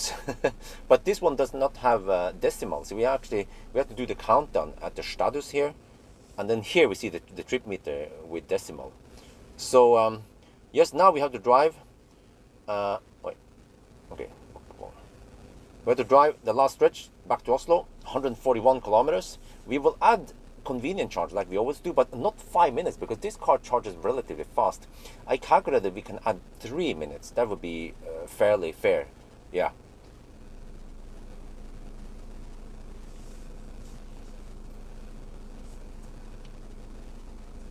แล้วก็ครั้งนี้นะครับมันนับน้อยไป1.6% นะครับแปลว่าเราจะต้องนับถึง 1,000 กิโลเมตรตอนมันเป็น984กิโลเมตรนะครับ ก็ใกล้แล้วนะแต่ว่าอันนี้นะครับมันไม่มีเดซิมัลเราต้องเข้าไปในนี้แล้วเราต้องกดที่นี่นะครับแล้วเราจะเห็นอันนี้เบอร์นี้มันจะเป๊ะนะครับแล้วก็ตอนนี้เราก็กำลังชาร์จแล้วก็เดี๋ยวเราจะขับไปอีก141กิโลเมตรนะครับกลับไปออสโลนั่นน่ะแล้วก็ตอนนี้มันก็จะโชว์ให้มันวงไปอย่างนี้เพราะว่าเรานั่งเรือข้ามไปนี้ได้นะโอเค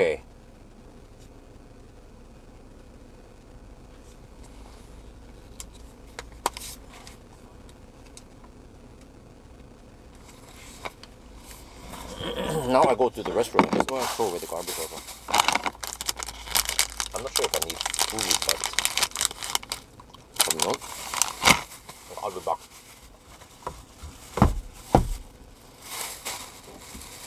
It goes fast though.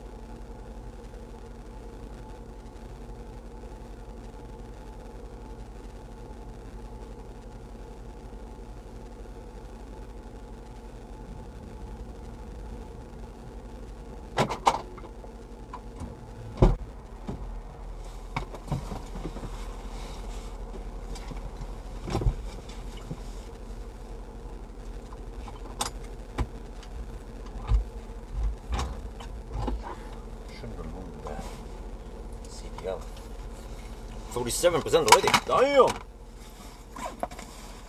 Need to hurry, man. Need to quickly eat. Get ready. Need 65%.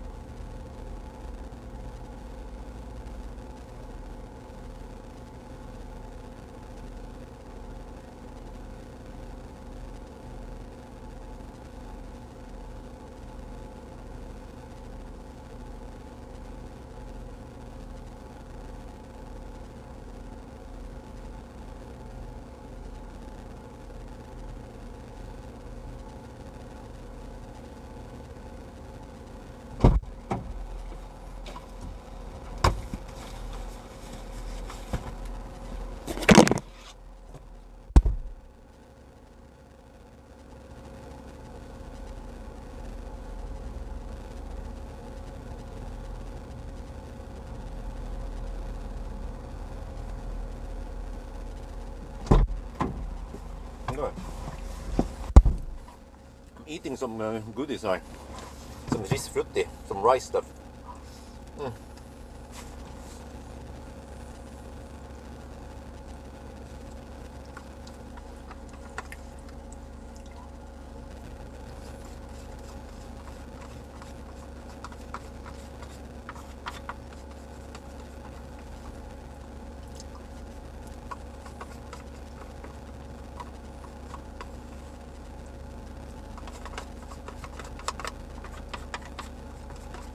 Told Wi-Fi will be home at 10, or that's in 1.5 hours now.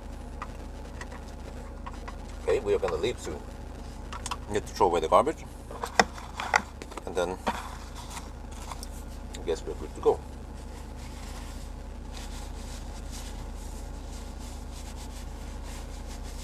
Yeah, we need 65% just to be sure, which should happen very soon.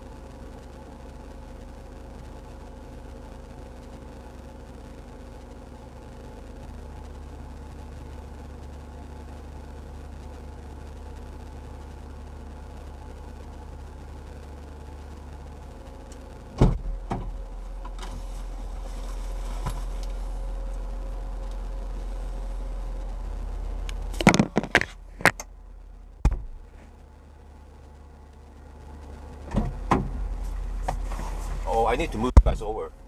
We're about to unplug now. Very soon.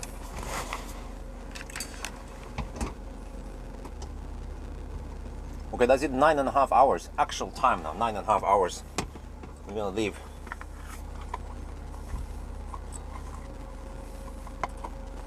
It's cooling though, and I need to fire up HVAC soon. As soon as we get on the road again. Right, mic check. That cable doesn't need to be there for now. Right. Okay. I guess it was 10:40. I think was my guess. Right, 63.6%. We will leave at exactly 60. We will leave at exactly 65. Okay, 64% now. Almost done. This charging session was 22 minutes long. From 5% to 65% in 22 minutes. That is massive, man. Okay, let me see. 46 degrees. Okay, I think we can fire up HVAC now.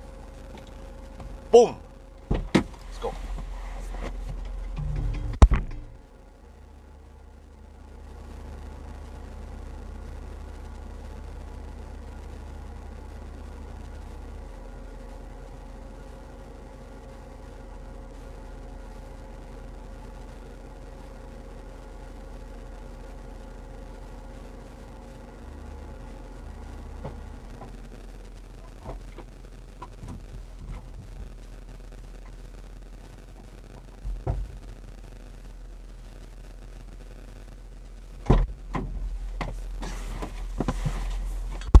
Guys, that was 22-minute charging stop from 5 to 65%. Huh? Do you like that shit? Oh no, a Toyota. Norwegian Toyota. I was just 10 seconds too late.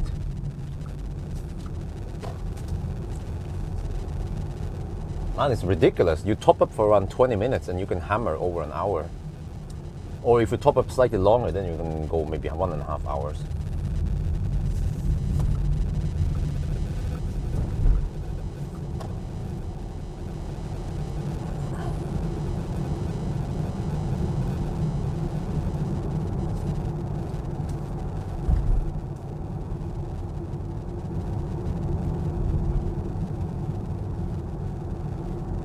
Okay, guys, we need to deduct 1 minute because of this slow Toyota. Look at him. Okay, how many minutes should we deduct for the Toyota, slow Toyota driver? 1 minute or 10 minutes? Did I hear 10 minutes?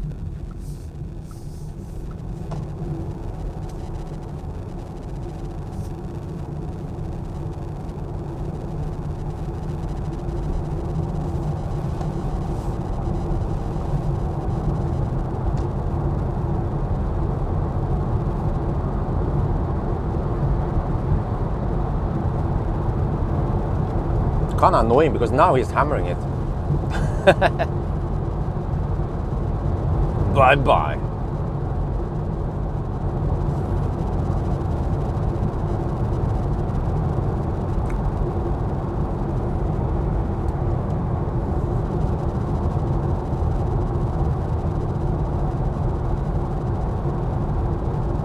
Yeah, he was out hammered by a van. Shit. That's how slow the fossils are. Because I think he actually went full out accelerating that fossil Toyota. Okay, so we have to go 984 kilometers, guys. 984, which is in 113 kilometers on the display here. Whoa. Whoa. Whoa. Okay. It boils down to how the traffic will be. Seems like we don't have any... Yeah, by the way, we have a total of 12 minute... 12 minute deduction. So it is as if we started at 12 minutes past 11. So we just hit roughly the 9.5 hour mark now. This could possibly be a 10.5 hour run, which is slightly better than my spreadsheet, which sounds plausible since the Swedish route tends to be slightly better than my spreadsheet if you have a fast charging car.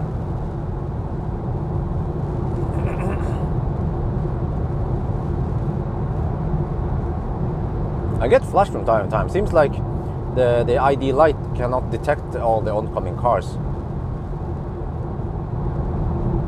Oh, that was a nice meal. I need to buy more of that next time. There's some kind of rice in this like gröt, risgröt thing, whatever.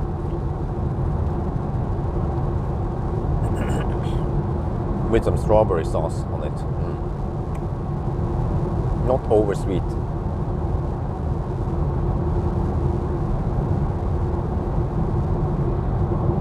Because this car underreports by 1.6%. Okay, normally I would do that yes, final run thing and yeah, cheer myself. Okay, let me shoot. Well, with a passport, of course.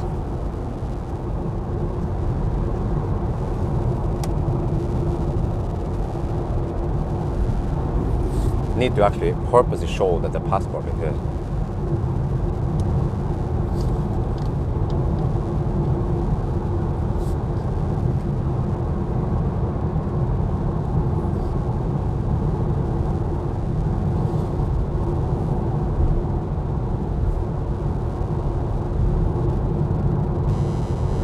This is it, the final run towards Oslo. So yes, we have a total of 12 minute deduction, which means it is as if it started at 11:12.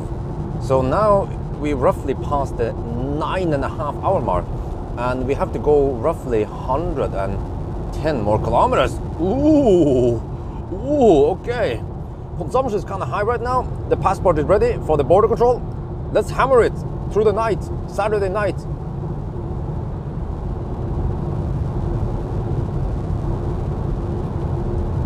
โอเควันนี้กำลังจะขับไปกลับไปออสโลนะครับแล้วก็เนี่ยวันนี้เป็น20:47นะครับแล้วก็เราต้องหักเวลาไปรวมแล้วมันจะเป็น12 นาทีนะครับก็เหมือนกับว่าเราเริ่ม 11:12 นะครับก็แปลว่าเราเพิ่งจะผ่านประมาณ9 ชั่วโมงครึ่งแล้วก็เราต้องขับอีกสัก100 กิโลเมตรโอ้โห แล้วเนี่ยผมก็ได้เตรียมพาสปอร์ตแล้วนะครับตอนนี้ใช้ไฟฟ้าเยอะเหรอ405 วัตต์เอาต่อกิโลเมตร โอเคต้องขับเร็วๆตอนกลางคืนนะครับกลับไปออสโล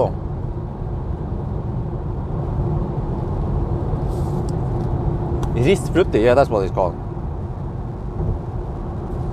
That was nice and refreshing. That should be standard food I eat on the 1,000 kilometer challenge. I've eaten 2 bananas already today.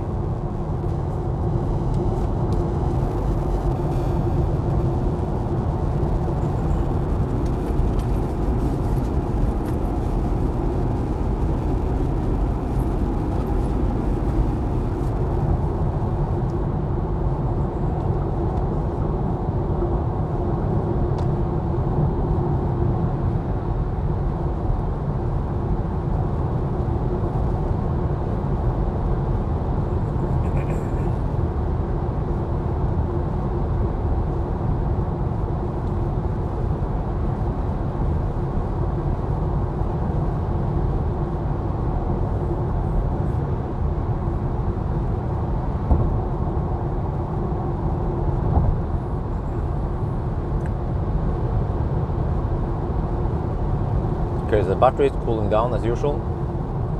It was 47 degrees, 46, 47 when I fire up the HVAC. We're good now. I actually don't feel too tired, wow. It's crazy how much that 3.5 hours sleep, 3-4 hours of sleep did last night. Even though it's not optimal, but that in combination with a little bit of battery energy drink then it kept me awake today. But I really need to rest in the following days and spend some more time, quality time with wifey and Isabel.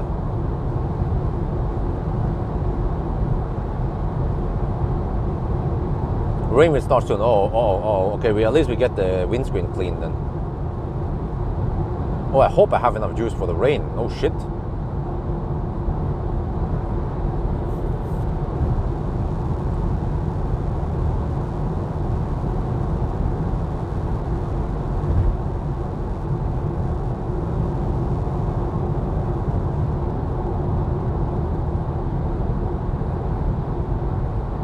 Oh, awesome headlights.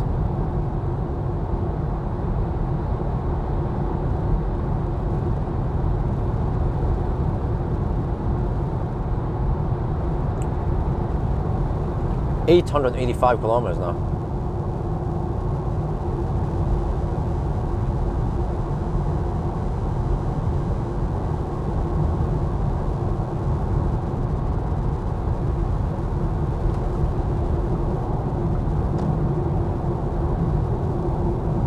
Which means, wait, 886? No, wait, 9. Oh, that's okay. 100 kilometers left then on the display here. Yeah, there. 100 kilometers left. Oh, that should take 50 minutes, right? So we are actually now aiming towards 10.5 hours. Wow, 10.5 hours. That is very good. That is damn good for a van.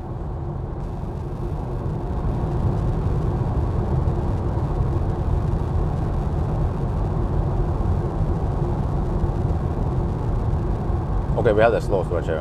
Border control. Okay. Yes, final run now. You guys joined on the right time. Okay, here's Schweinsund Bridge.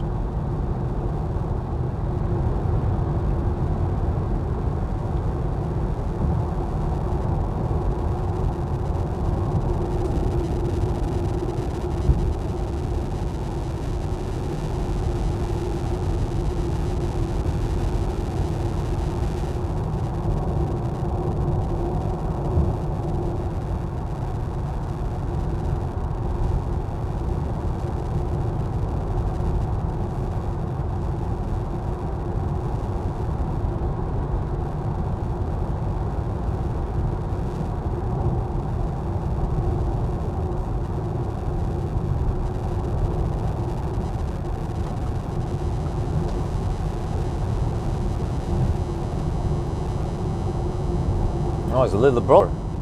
Wait, oh, ID5? Wait, that looks like ID5. No, ID4. Yeah. Yo, what's up?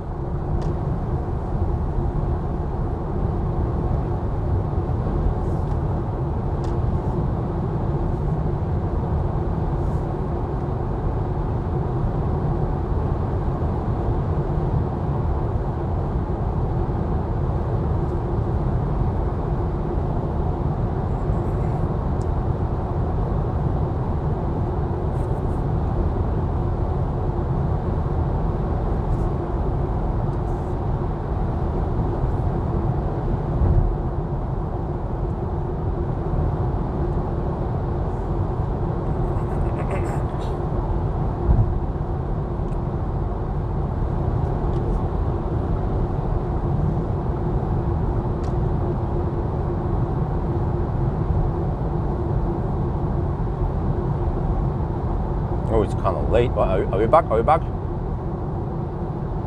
Normally I'll be home by 8 or 9 because I tend to start at 10 or 9. Now I start at 11.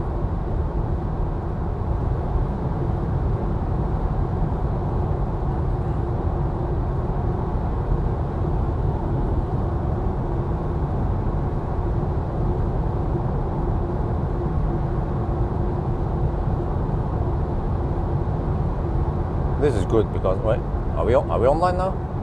Shit.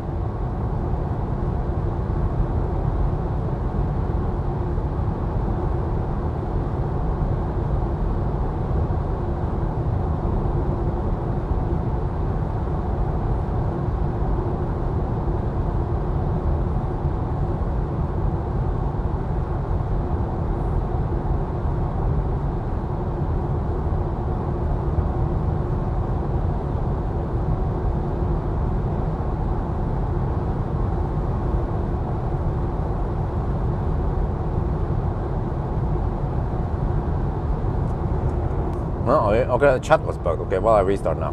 Right, back. So, yes, we are now getting close to the 10-hour mark in about 15 minutes. Stats, 898 kilometers, consumption 303.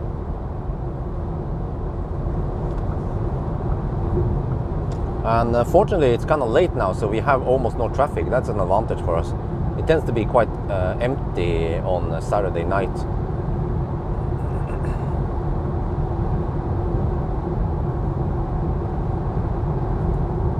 But normally I would finish 1,000 kilometer roughly around 8 in the evening. If I start 10, yeah, normally I would start 10 or 9 sometimes. And even if I know that there will be a slow car, then I tend to start at 8. But today I started at 11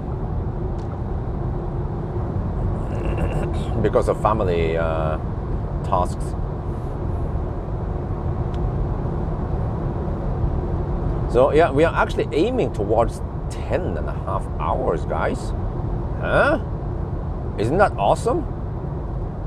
It's all about efficiency and charging speed. And I think I did everything close to perfect. We didn't cold gate, we didn't rapid gate much, I think. No, I think it was perfect. Okay, well, I might have lost a little bit of time when I didn't charge. I should have charged. I should have charged 1-2 minutes extra so I could hammer it all the way to wildback. So I was slow poking a little bit, lost maybe a couple of minutes there until I started speeding up. But actually, the slow poking also, okay, I lost some time in slow poking, but I also did not charge long, so maybe it wasn't that big deal. Maybe it was just 1-2 minutes lost. Yeah. Where do I find the software version? Let me try to find it. I think I've seen it somewhere. ID software.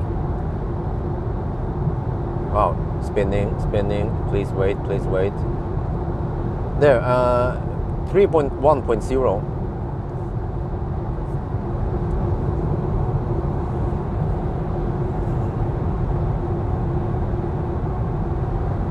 In Netherlands, we are not used to borders anymore. Huh? What?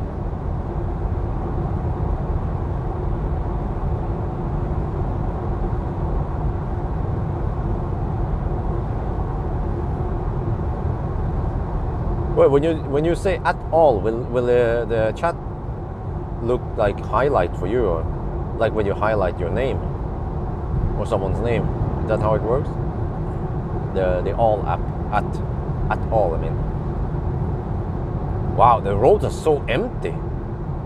Damn, I mean, okay. Normally, yeah, I need to film this, man.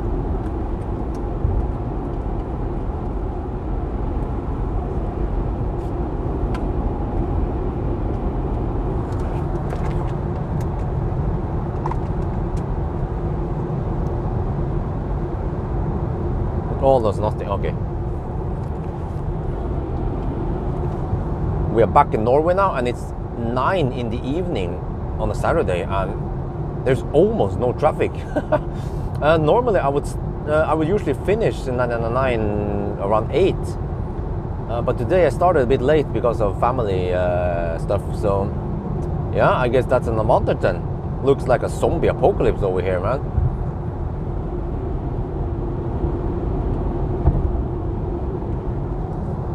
เรากลับมาที่นอร์เวย์นะครับแล้วก็ตอนนี้เป็น3 ทุ่มนะวันเสาร์นะครับแล้วก็ถนนโล่งเลยนะแทบจะไม่มีรถเลย ทุกคนหายแซ่บเพราะปกตินะผมจะเริ่ม 10 โมงแล้วก็ส่วนใหญ่ทุกวันนี้จะเสร็จประมาณ2 ทุ่มอ่ะตอนนี้เป็น3 ทุ่มนะนั่นแหละมันก็เลทนิดหน่อยเพราะว่าต้องดูแลลูกนะครับเมื่อเช้าอ่ะก็เพราะฉะนั้นก็สบายดีไม่ค่อยมีคนมาบล็อกเลนซ้ายใช่จะได้ขับเร็วๆเนี่ยแต่ว่านี่มันเหมือนซอมบี้อโพคาลิปส์ว่ะ เงียบไปนิดหน่อยแล้วนะ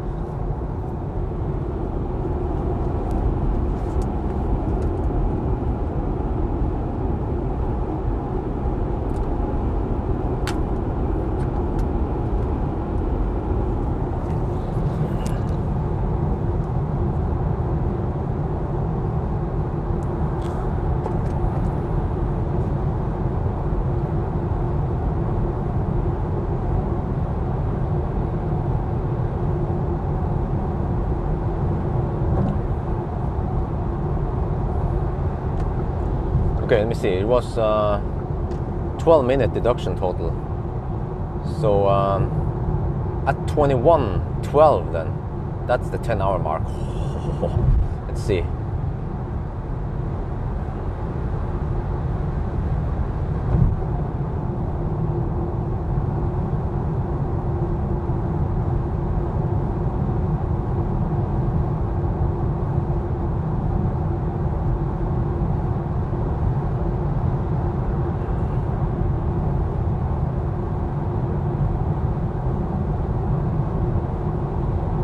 Estonian truck, huh?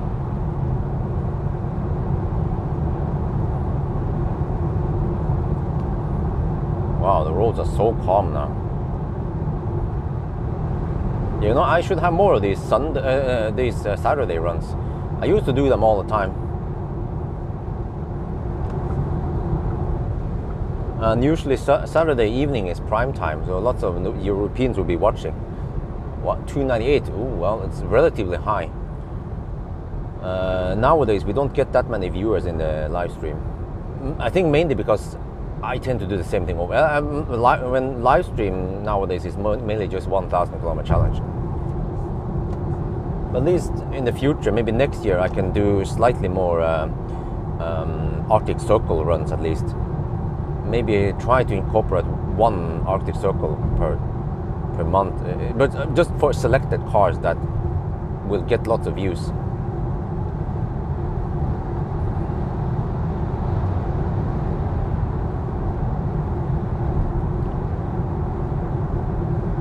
Huh? 298, what?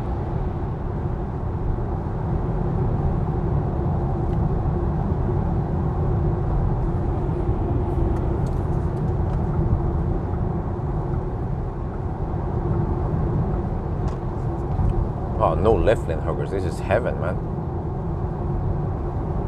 Oh, 300. Oh, watching. Oh, people watching. I thought you meant consumption. Because consumption is actually 303 right now on display.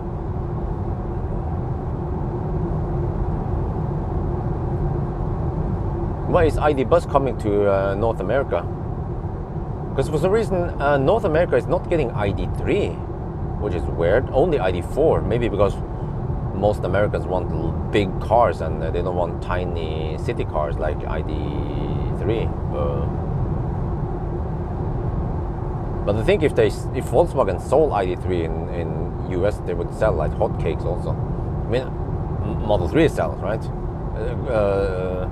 Bolt sells in US, so why not ID3? Actually, ID3 is right on par with Bolt in space and performance and range and price and everything. Well, actually, performance, I mean range. Yeah, battery size is also similar. Yeah, of course, I forgot. Okay, 916 kilometers. This consumption is not too interesting. It's 303, but just look at the kilometers now. Okay, we're getting close to the. In 5 minutes, we'll hit the 10-hour mark. Wow, I'm impressed.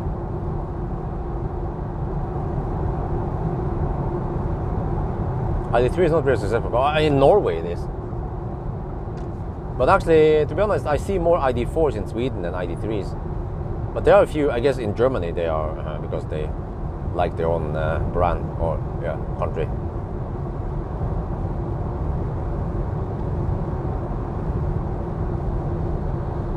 So I need to do a wrap up somewhere.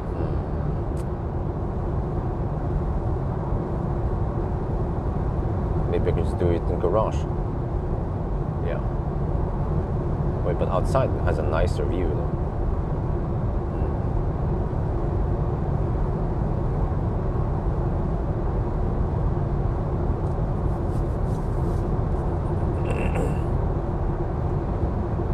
ID4 is more popular. Okay, interesting. Even though there were lots of hype about ID3 when it came out, but by the end of the day, ID4 is the more selling one, right? Oh, is that the rain that starts now? Oh, am I ready for it? Oh, do I have enough juice? Oh, okay, we can always bail out at Mortensrud.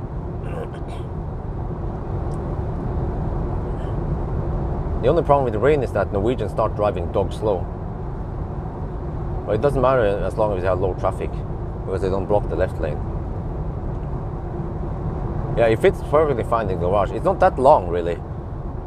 Even EQS barely fits in the garage. EQS was the most troublesome. I think EQS was even longer. Wait, EQS and Hongqi was really long.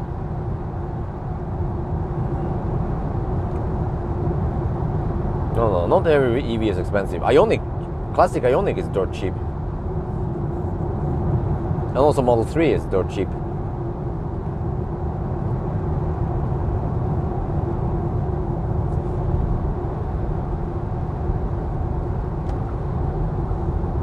Because we're riding on tailwind right now, it's good. Consumption should drop a little bit towards the end.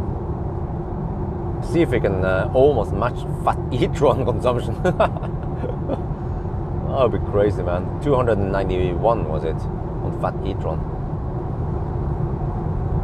And you can say, well, but the Fat e-tron is heavy. Well, this car is 2,600 kilograms. slightly lighter than fat e-tron only. So there's got to be something else with fat e-tron that makes it thirsty. And I guess the CDA here is way better, way worse than fat e-tron, even.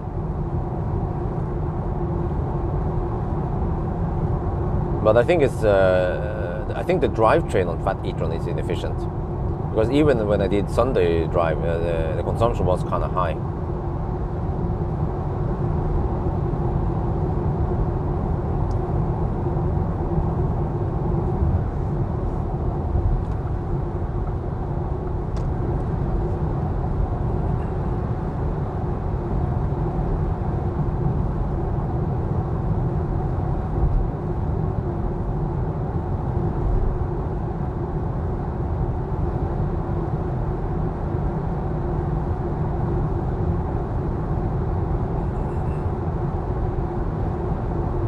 I like this color, this yellow color, ID bus. You know, guys, every new model has its signature color, right? The one that appears on press photos. For example, Aria has that golden color. Everyone, yeah. The ID3 had that turquoise one, wasn't it? But what about ID bus? Which color was actually promoted? Was it the yellow one here, or?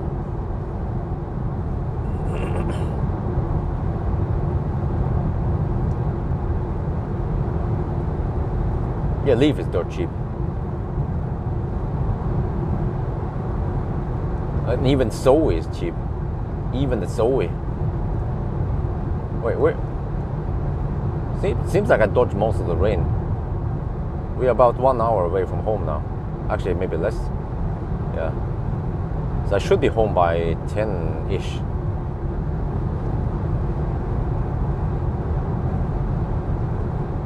Yellow, mint, green, huh? Don't remember. Yellow in the... Okay, well, you mean this one that I'm driving now then? That's the signature color. Well, actually, ID3 has that zebra, which one again? The turquoise and pink zebra stripe thing. You know, maybe they should make that one as a special edition. Here comes the rain. Nope. There. 10-hour mark, guys. 10-hour mark. 927 kilometers. We have to go to 987. We have to go 60 more kilometers. We can do this. We can do this in half an hour. It's going to be, most likely it's going to be 10 and a half hours. Wow.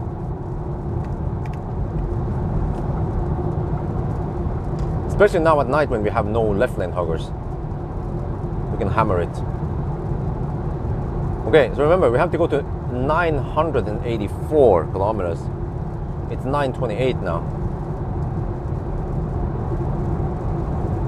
Wow.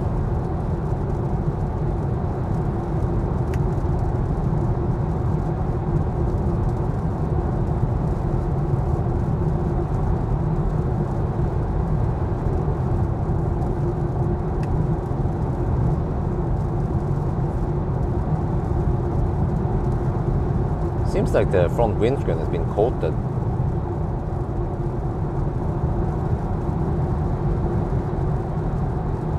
I actually don't have to wipe, but I kind of need to. I want to wipe to clean the bugs because I'm lazy.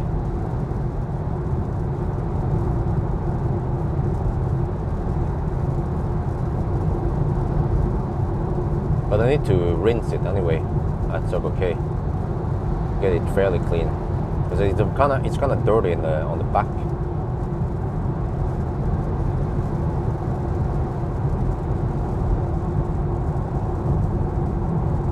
Yeah, I wonder if Norwegians want to get the GTX ID bus.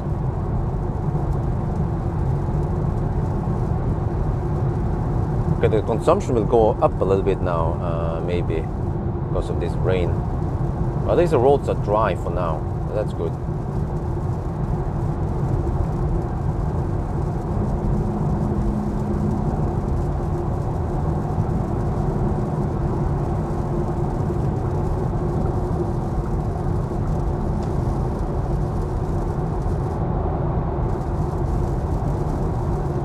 just rains more and more now.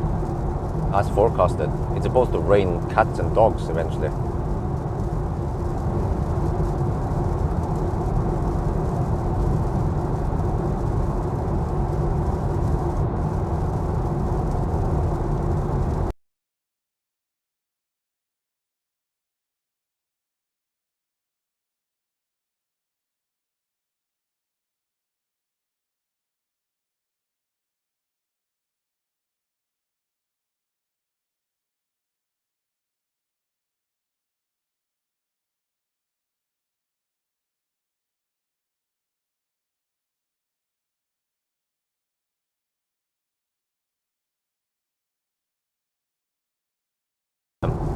The BMW i4 run, 28 to 30 degrees outside.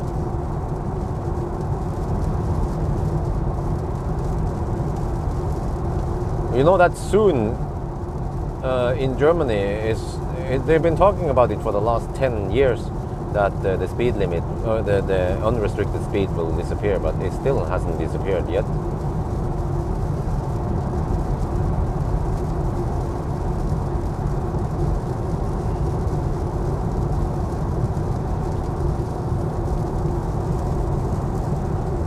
I might want to wrap up in the garage because it might be raining a lot in Oslo once I finish.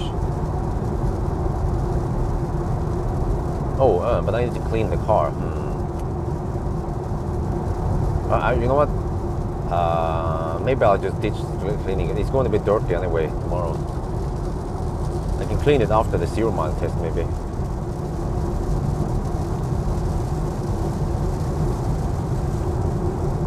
Okay. Hammering past a slow leaf. This is EV81. It's probably a 30 kilowatt hour leaf then. With fog lights on, of course. Typical Norwegian. Using fog lights now. You know the fog light makes your vision worse at night. Because it's not designed to be lighting up far away from you. And it also annoys oncoming traffic, especially when it's wet and dark outside. Most people don't know that. And you can also get fined for using fog lights with low beam. But police is not too strict about it, unfortunately. So very common for Norwegians to drive around with fog light and low beam. Because they think it's safer. Yeah.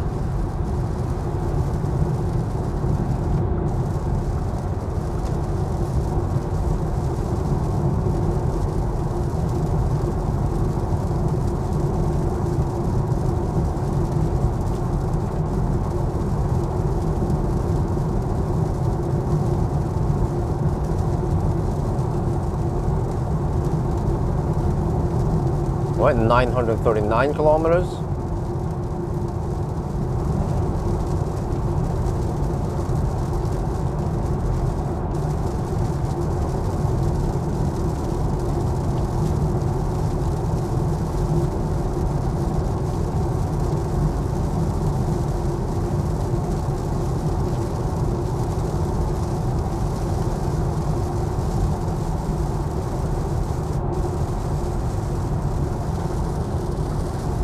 Now there's a pink tree. Oh, closer to Oslo we get more and more traffic. They will start left lane hugging and drive dogs slow.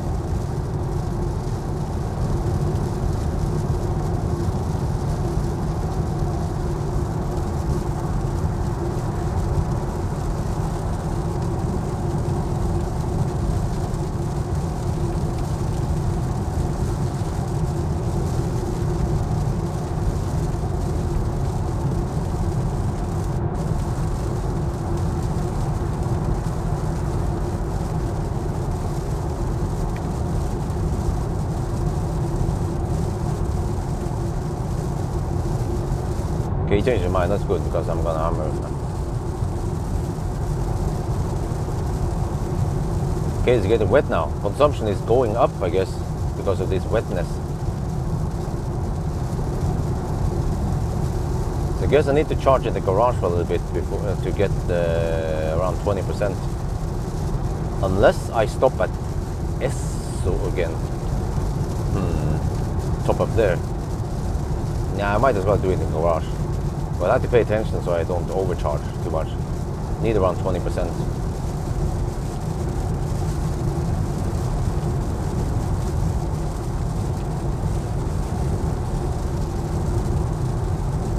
Well, at least we were 99 in the tunnels. In the tunnel. Yeah.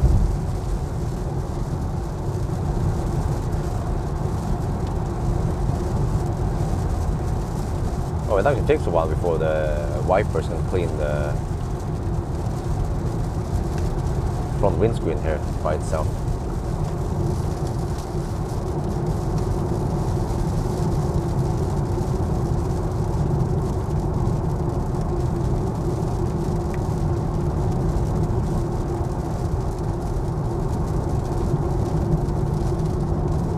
Okay, a car now estimates I will arrive home with 6%. Oh, that's still plenty. But it means I need to charge for a couple hours and then interrupt charging.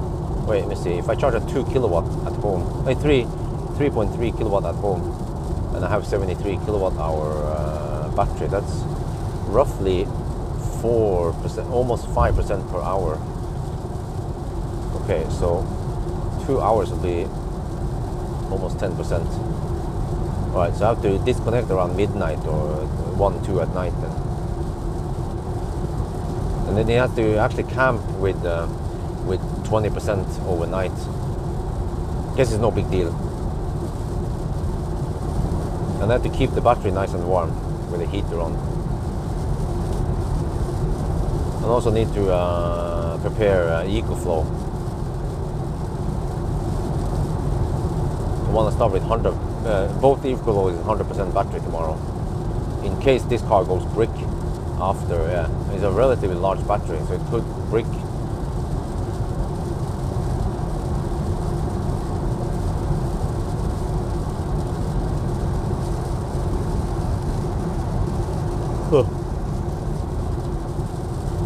Getting slightly sleepy now, but we're almost done.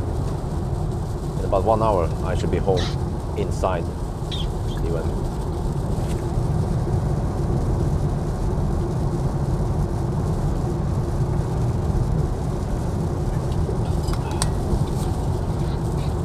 The rain intensifies.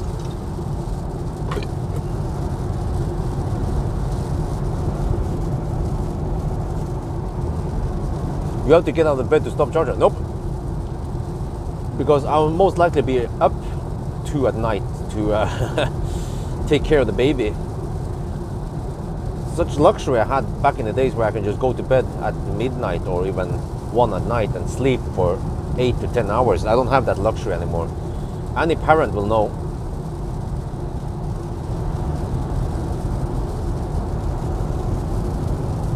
And Isabel is 5 months old, but it's getting slightly better now. But it seems like she's having a little like a period where she's kind of grumpy at night. So we hopefully will pass soon.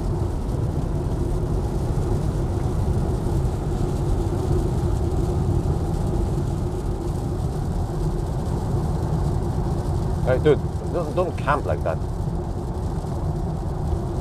I mean, either you go or you go behind. And this is kind of, yeah. Come on. Yes.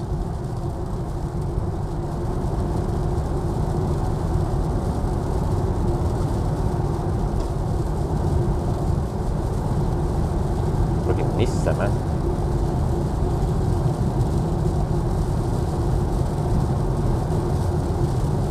Okay, now I will just turn off wipers and we can just let it, well, maybe I wipe it too much and I ruined some of the coating. But now you guys don't see shit. I wonder if they recoat. Nah, they probably don't. This car is relatively fresh when I picked it up.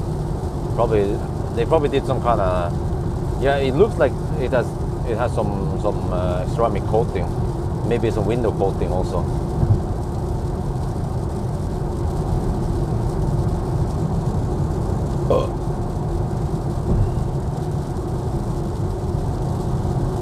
Maybe I should wipe.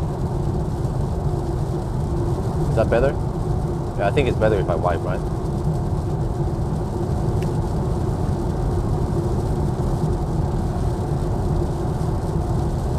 Right, 953 kilometers. 33 kilometers left. Oh!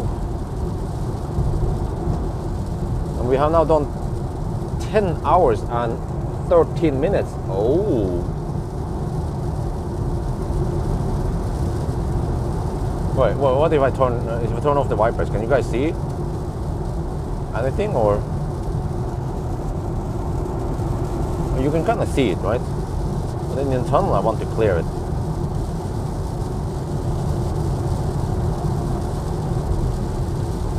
Well, or will it dry itself in the tunnel? Well, it kind of does. I shouldn't have wiped. Every time you wipe, you kind of ruin. You strip this. What do you call it? You strip away the hydrophobic coat. So ideally, you want to avoid the wiping when you have a Rain-X or something similar.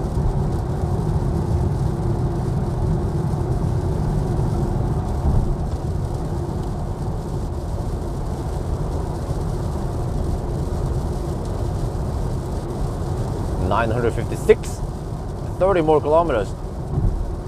No, wait, no. 28 more kilometers. We have to go to 984 kilometers. Wow.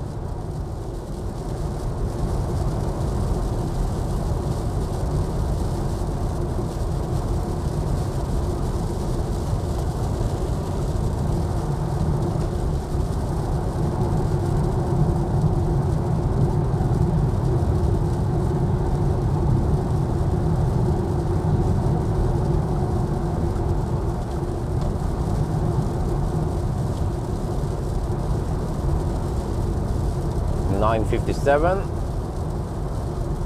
My consumption is 304 now. Oh. Wait, how many percent we will arrive at home this time? Check. 4%. Oh, okay, kind of close, but we can make it. 4% is plenty since this car is hiding a lot on the zero. Could be 6% on the 0%, which is around 4 kilowatt hour. Wait. Really? 4 kilowatt hour below zero? That sounds massive. You know, they might do this to hide degradation. And then eventually there will be no buffer below zero after many years. $959. Good thing these guys are staying on the right lane. Okay, time 10 hours and 18 minutes. Wow. There, 960. 24 more kilometers. Oh, we have donation. Fetty donated $5. Hang in there, Bus Bjørn. Thank you. Thank you very much. See if I wipe. Is that going to be better? Do you guys prefer the wipe or the no wipe? And now you see the donation ticker thing, donation pop-up. But I wonder if maybe wiping is better. What do you guys think? To me, at least, I get the impression that the wiped surface looks better.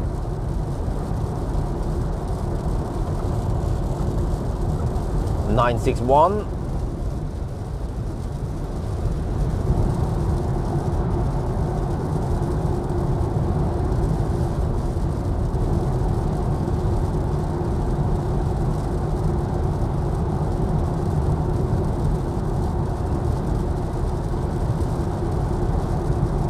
$962.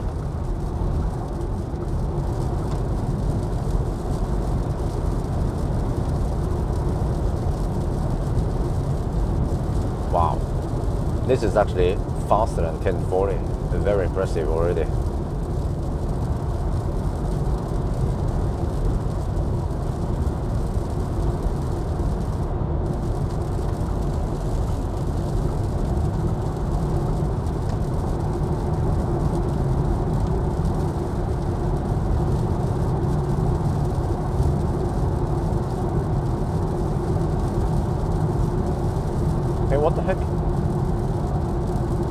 Dude.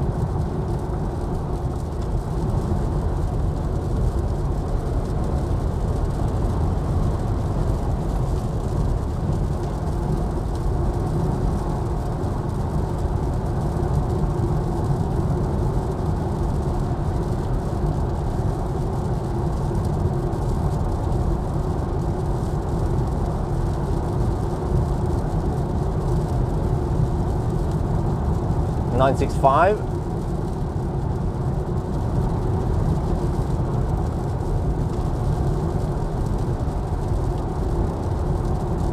Here we have Vespi with a Neo swap station and the Power mirror chargers.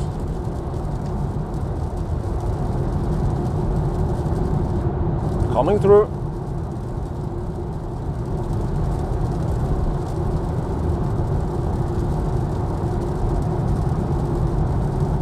EQV, no, EQV was done in winter, so it's kind of unfair. It was freezing cold, like minus 10, no, minus 15, or I don't remember. It was really cold.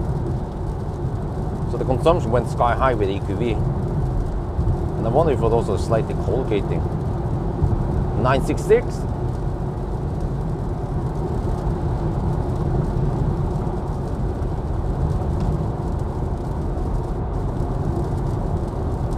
Drive it like you mean it. We're on a mission here for Volkswagen. I'm just kidding.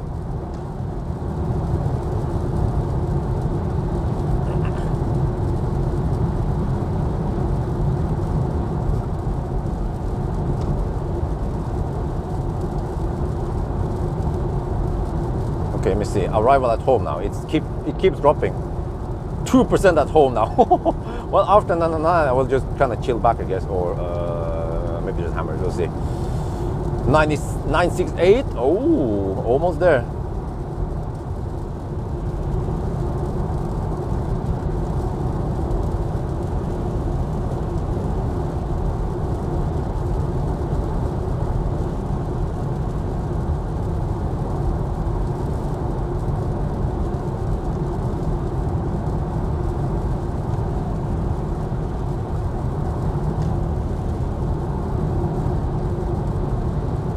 $969. Okay, we will reach the 90 zone soon. Got to slow down. It's the name of the game. I wonder how the route will be from Jessheim eventually. I could start from Cleavage because we have supercharger there, very convenient. But I might also start from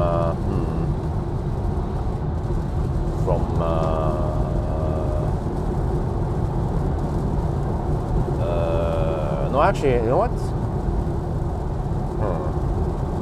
Yeah, we could also start from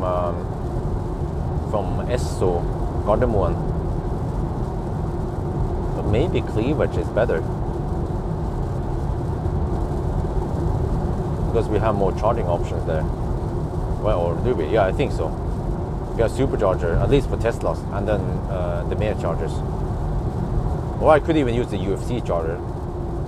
Maybe it cost 1 minute extra to go there.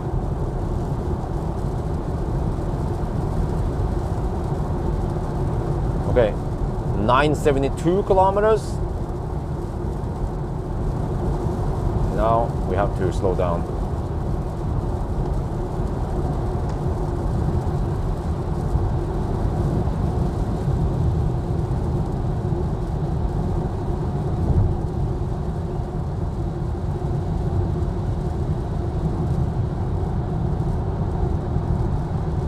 Yeah, almost no. This car is dead silent, man. It doesn't annoy me. It's a German car after all. I actually, like I said many times now lately, I like the way the German cars are designed or set up. Many things about the German cars I like, and then actually many things about the Chinese cars I don't like. Like it slows down in the like this car. I go speed limit plus VAT on cruise control, adaptive cruise control or auto steer, and it doesn't slow down in the curves like a freaking Toyota driver would.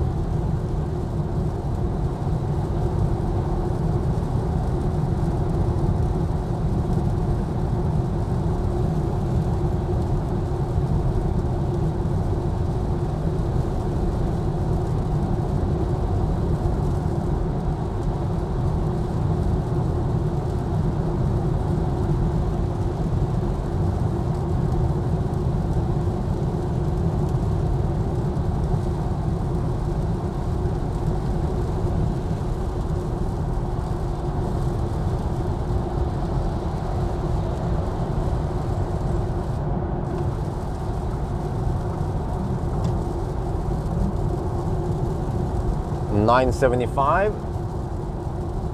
But okay, I'm gonna let this guy. He seems to be faster than me. He better not slow down in the tunnel. Then I need to. If that happens, I'll bitch slap him.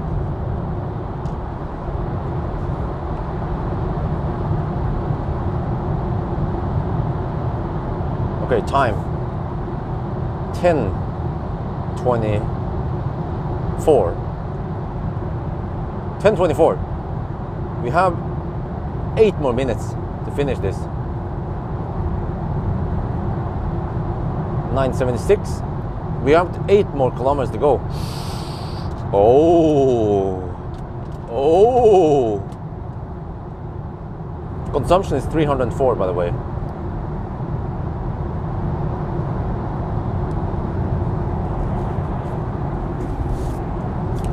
Okay, we should 999 in the tunnel here, right? Normally. It's a very long tunnel.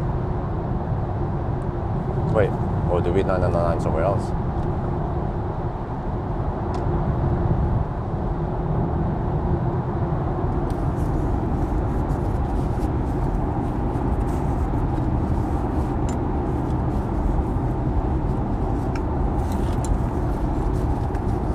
Oh shit, bus. 977. We have 7 more kilometers on the trip meter to go. But there's a bus in the right lane. They tend to hug the line. There's a bus in the left lane in front. And they tend to hug the left lane for almost too long. Careful what?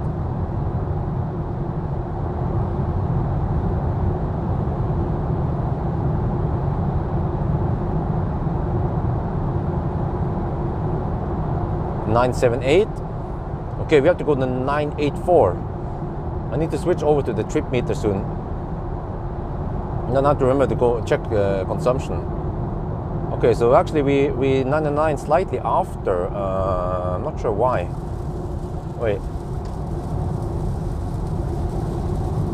Normally we should have 999, right? I'm not sure why we are not 999 yet.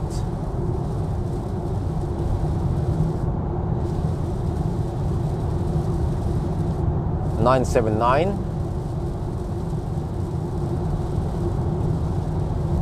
Yeah, I don't have a good explanation why we haven't 999 yet.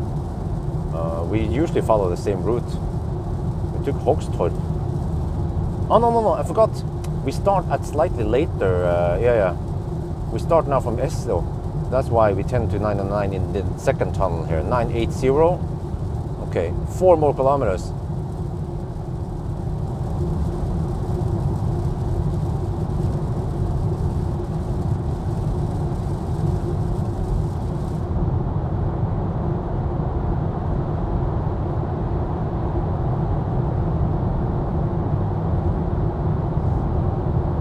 .981.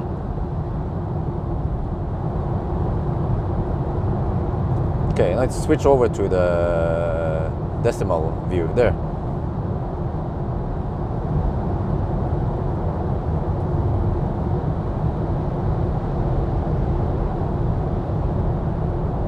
No, it's not auto reporting because the starting point is now slightly later.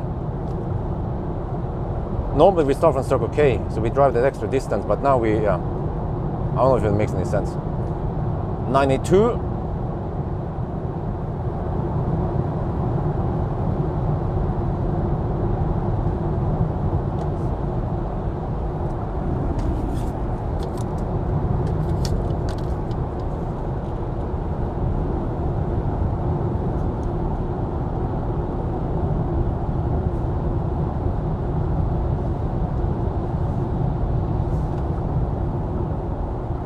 .928. There is it, the countdown. 9831, 9832, 9833, 9834, 9835, 9836, 93.7, 93.8, 9839, or 999. 1,000. Whoa, 21, 50, 41. That means 10 and a half hours. Wow. Consumption 304. Wow. And then we have 14% left. The slow clap for ID bus.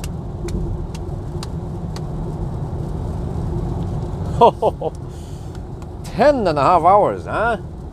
Like a bus.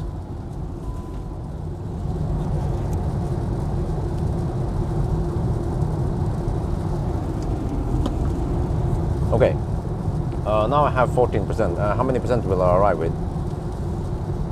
Check here. 4%, plenty. Because we have such a short distance left, so 4% is plenty. Wow, 10 and a half hours, guys. I think we are just 10 minutes slower than Fat e-tron and Model X and such. Okay. This is by far the fastest bus. I mean, I don't think there will ever be a van that can beat ID bus, really. In summer, it could be even 5-10 minutes faster. It's kind of late, like, I don't know, it's kind of late now and it's rainy and stuff, and which basically means that on a good summer day we can actually match Fat e-tron's time, like 10 minutes faster maybe.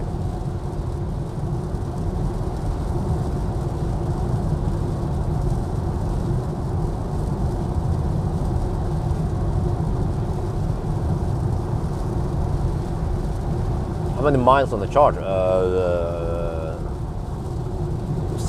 60 to 100.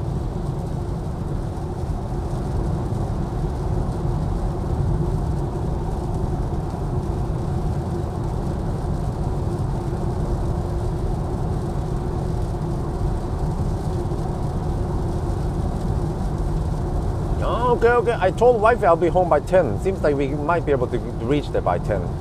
Barely. Then I have to quickly wrap up and end it. Make a quick conclusion and yeah, get inside.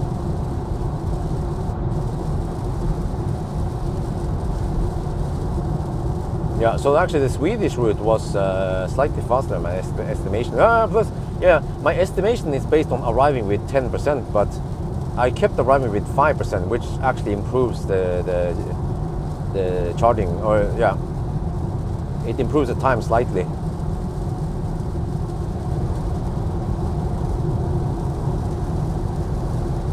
That explains why it was maybe 10 minutes faster than the estimation. Wow, 10:30. Respect, man. But you see, it's not just brute force with fast charging speed. It's a combination of that one and fairly efficient drivetrain, and I guess aerodynamics. I'm not sure how aerodynamic you can make a bus, you know. But just look at, I mean, it was 0.29, was it? So 0.29, okay. But I think I wonder if this car is more efficient than Hongqi and Tang even. Or I don't know, it's 304. So the corrected number, so we ended up with 304 consumption, guys.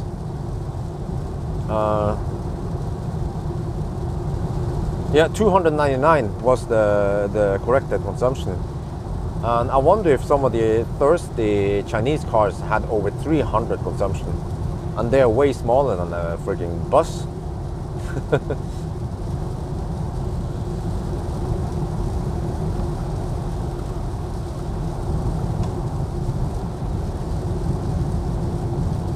Wait, I even have time to go to Yemen, wait. Or maybe, nah.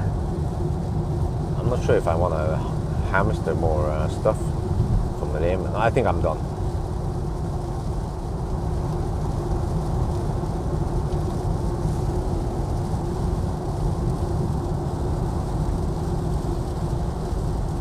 So hoard some. Whereas I have a 15% discount on Frus now with the app this week. So I'm trying to buy discounted stuff. It changes every week.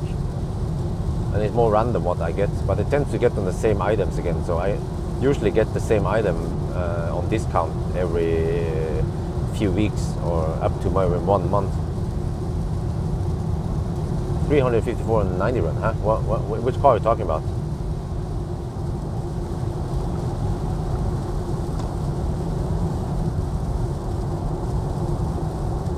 Oh, are you talking about the E-Crafter or something? But you know, those cars were done at night, at winter, so it's kind of unfair to compare to this summer-ish run. Okay, it's almost 2.29, 0.285. Okay, ID bus. And the cargo, okay, slightly worse, huh? Wow, it rains cats and dogs. I actually just want to get right into the garage and then plug it in, and don't want to stand in the rain. But I have to. Actually, I don't. I think. Yeah, I don't. Okay. Yeah. So we just avoid the rain because it's raining quite heavily right now.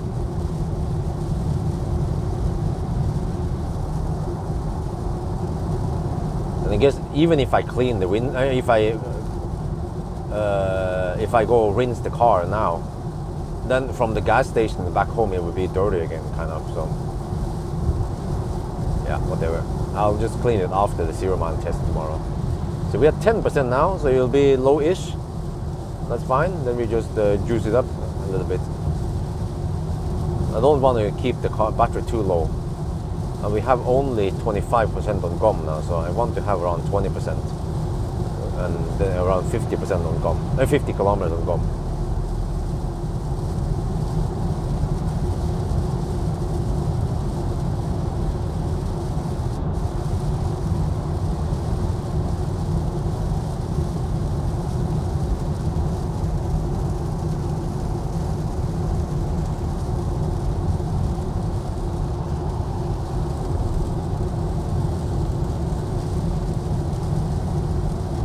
Yeah, but I believe that if the consumption is a bit lower during summer and if it's not raining and shit like this, then maybe it would be around 20-30 kilowatt hour lower consumption total. And that should take 10 minutes maybe to charge. So roughly 10-20 should be possible in summer.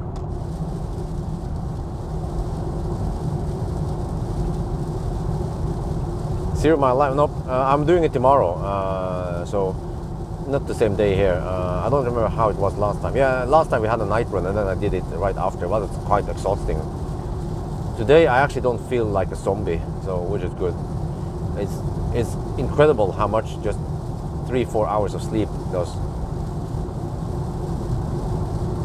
Lately I've been running I've been without sleep for 24 to 30 hours in the past week. That was not very pleasant.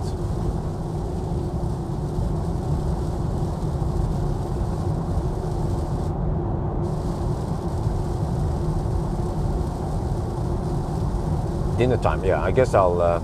I hoarded some fuel on. Also via our app, I get. I think it was 20% discount on fuel on. So I've been hoarding on fuel on, which is pre-cooked food. Very convenient nowadays that I'm super busy. I don't have time to cook. I just heat up that stuff. Okay, let me see. I guess we can just go via Ole Devik's way. No, not Ole Devik's way. Yeah, I think it's Ole Devik's way. Yeah, we can just take that one. It's the shortest route. I wonder if they still have that stoplight there. It's been there forever now.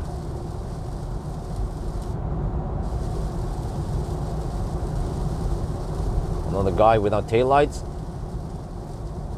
It's an Ionic. Did you just charge, bro? Dude, turn on your taillights. There, you figure it out. Maybe he's watching my live stream. He's like, oh shit, I turned on my taillights.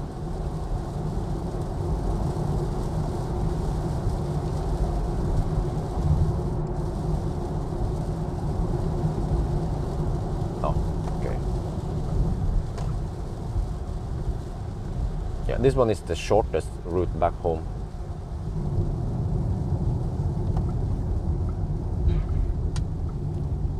Oh, I have to be careful because this car is heavy, so it might slide a bit when it's it's wet outside. Oh, like here, look, Achtung, Achtung.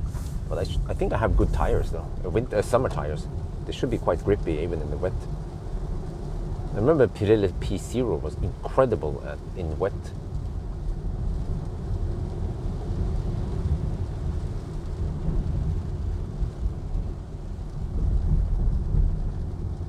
But the winter tires, though, they're not too impressive.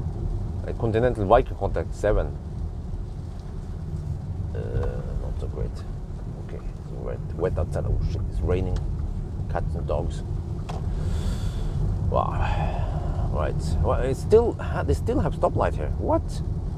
Have they not finished it yet? Okay. Oh, I can maybe catch it. Oh, okay. Yeah, it's gonna turn soon. Okay, no big deal. Sometimes it feels like forever before they switch it, but they have. I guess they've shortened down the stretch now. If they shorten down the stretch, they can then also have a shorter cycle time, I guess.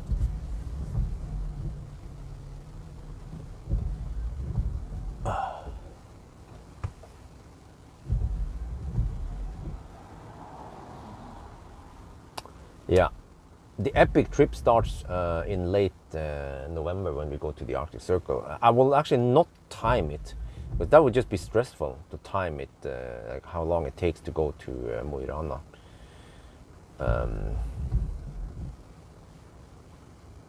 Yeah, it's just too stressful.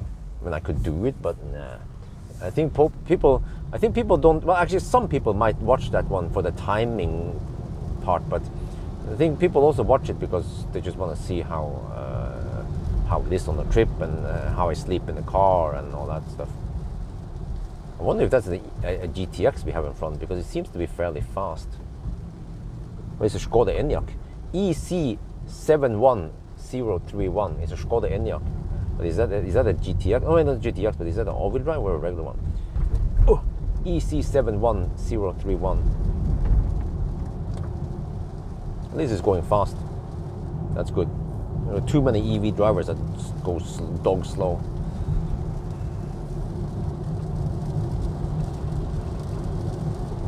Yeah, I'm looking forward to holding Isabel now and giving wifey a hug. Oh, so that was the hardest or the longest hammering.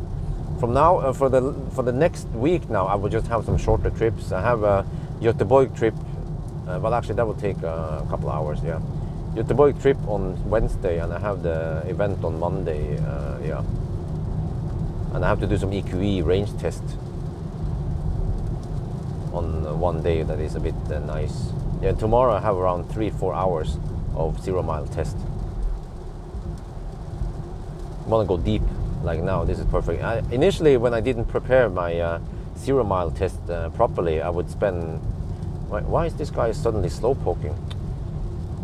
I mean, he was going faster initially now, and now he's like, you know.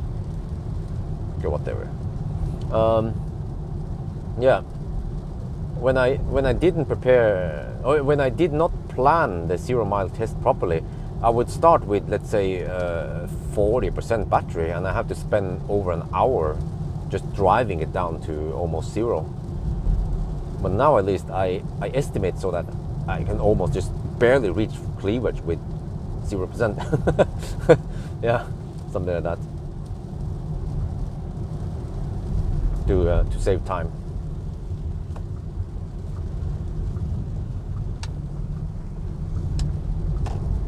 Well, you know what? I have to say, even in the wet, this car is kind of grippy.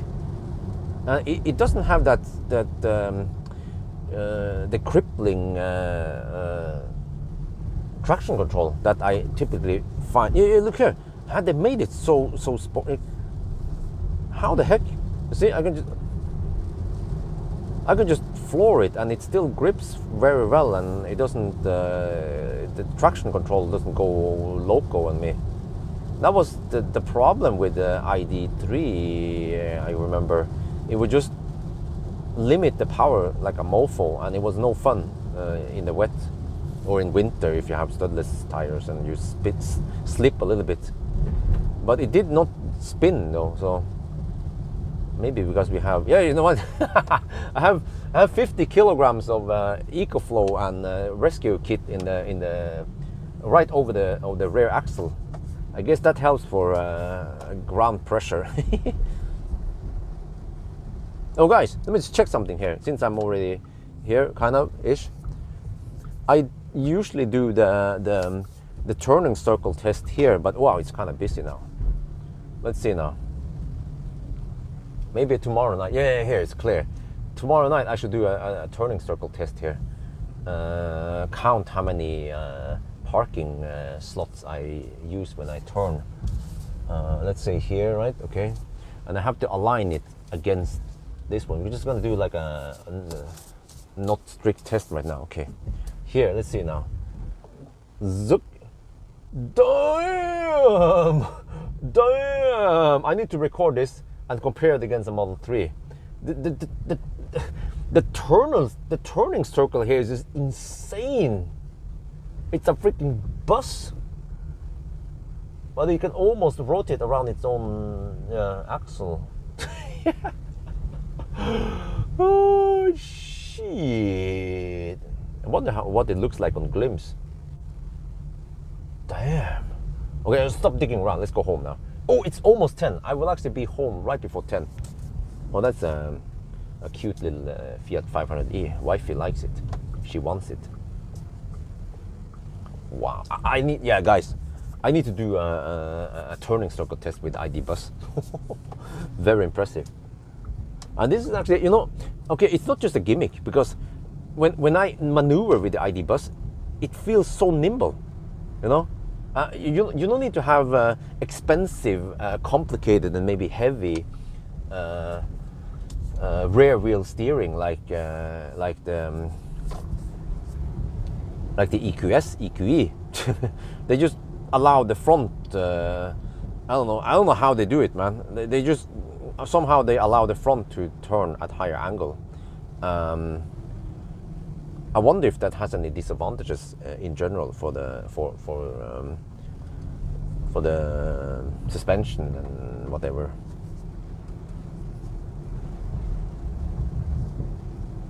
You're dizzy now.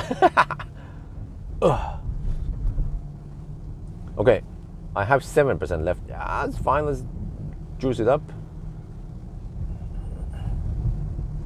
And I want to keep the battery nice and warm through the night, so I start with around 25 degrees Celsius for the test. Yeah.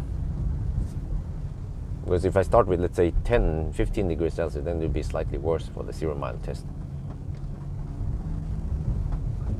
Wow, this bus, man, the ID bus is the boss. I guess on a good day, ID bus can actually match Fat e-tron in a 1,000 kilometer challenge. That's how crazy it is. I'll be riding on 180 kilowatt wave, when a Fat e-tron will be sipping in 140 kilowatt. I'll be like, oh, lol. At low state of charge, the Fat e-tron will be getting only 135 kilowatt until the voltage ramps up, because the Fat e-tron is limited to how much was it again? Yeah, the Fat e-tron has a limit in amps. Fat e-tron cannot take 500 amp for some reason. If it could, it would be able to charge. It would be able to reach 150 kilowatt flat from 0%, but it can't do that.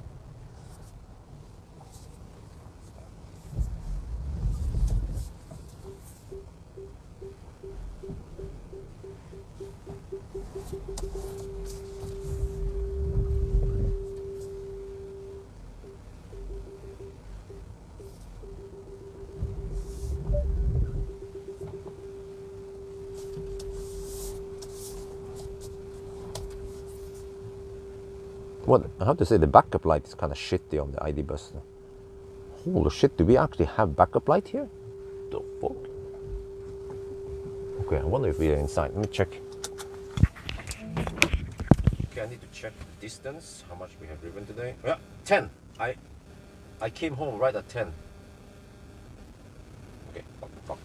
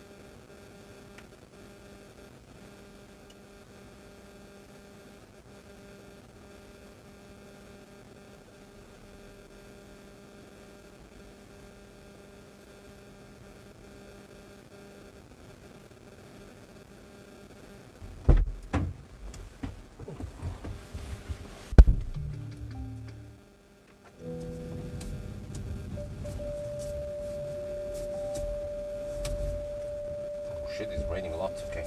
That means that okay.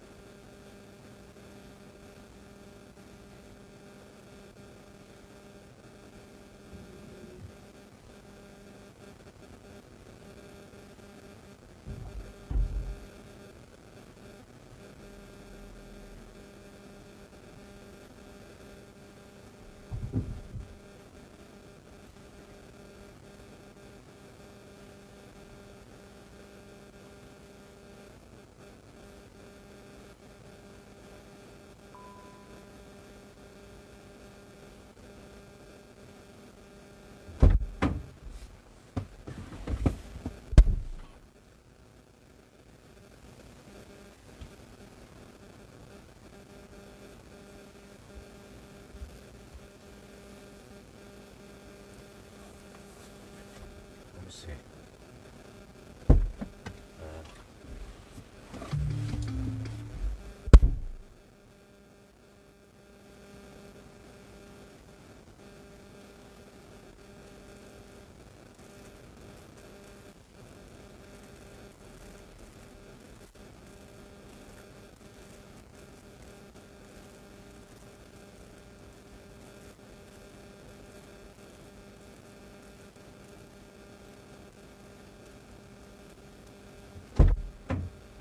What the heck?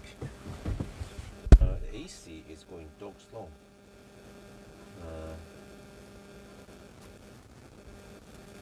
Where's the charging settings, man? Oh, there's charging. Settings. Bi-directional charging. What is this?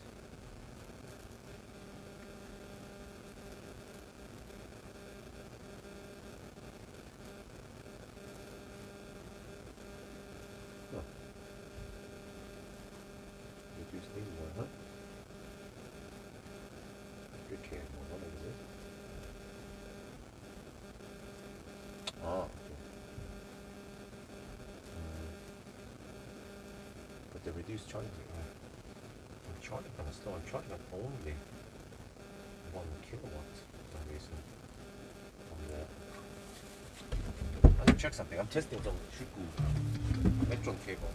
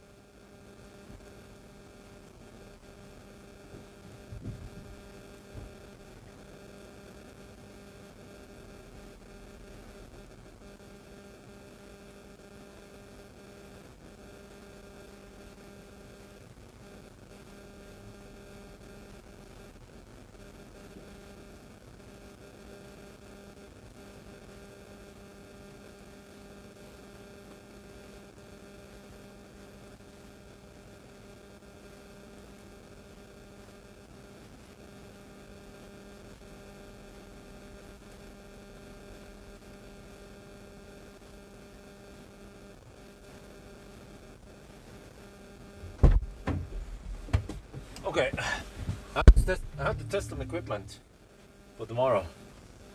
Okay, I need to pay attention here that I don't discharge too much, but okay. Let me see. Yeah. So, that's gonna be it, guys. I just did a test for tomorrow, test run for tomorrow. Actually, it turns out that I can charge at 2.5 kilowatt from. Seems like with X Boost, the EcoFlow can deliver with 2 batteries. It can deliver 2.5, almost 2.6 kilowatt, and it seems to work with more than this car or other cars also, but at least with the ID Bus. With X Boost, you lower the voltage a little bit, and then when you charge at 13 amp, you actually get that kind of high charging speed. That would be great, because then we will actually be charging at decent speed during the 0 mile test.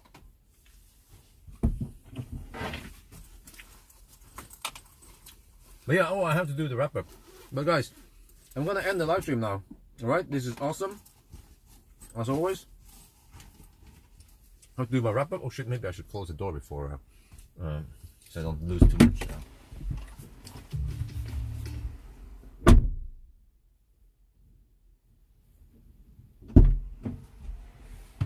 So I don't lose too much heat, because I'm trying to heat up the cabin now.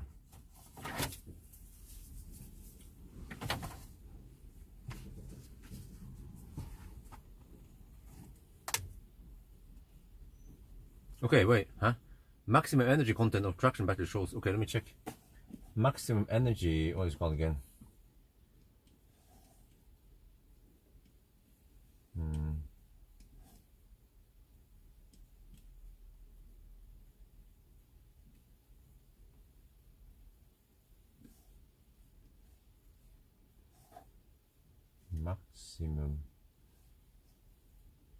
Maximum energy content of the traction battery.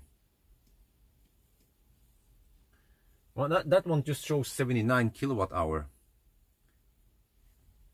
which is probably, yeah, you know what, 79 kilowatt hour, that's actually 4 kilowatt hour more than when you fully charge it. When you fully charge it, it will show 75 kilowatt hour. This one shows 79, but it will it's just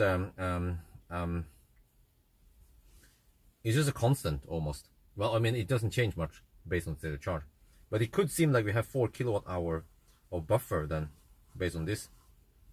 I guess I can show it instead of the outside temperature just to see what's going on here. Yeah.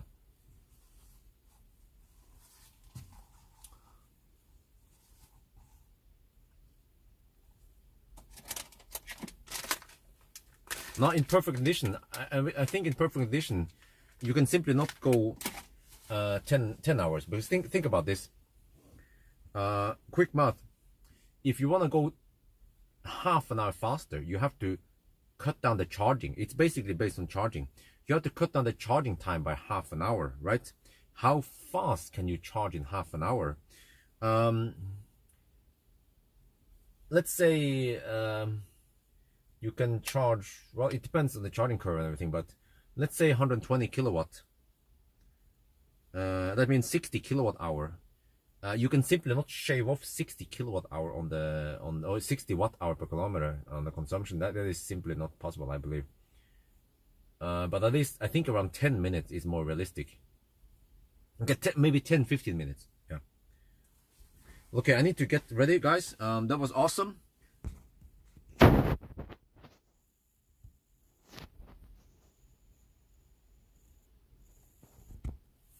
I'm going to end the live stream now, and I will do my wrap up or the conclusion.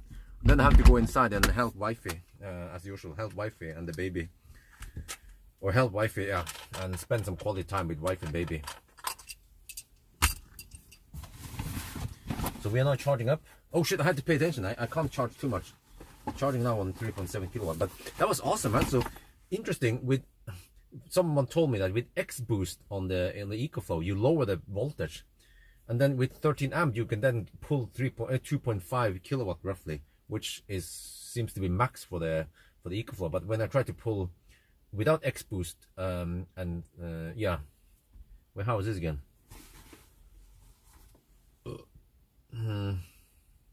It was 2560. Let me check. I can. No, I'm not doing it now. 2560 divided by 13 amp. Wow, it lowers it to almost just 200 volt. Really? Wait, can't be right. But I think around 210 volt only. 209 volt. Can I go 16 amp? No, that's too high. Okay. Yeah, well, okay, but I'll take it if I can charge at almost 2.6 kilowatt from the EcoFlow. I'll take it.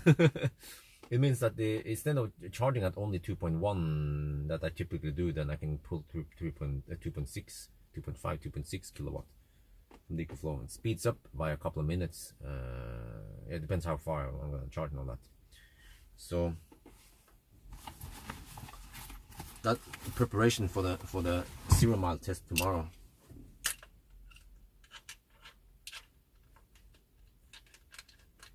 Next live stream, I don't know yet. Ich weiß nicht. But awesome, I'm charging up the battery now. I'm at 7% or something, 20 kilometer range. Need to make sure I don't charge too far.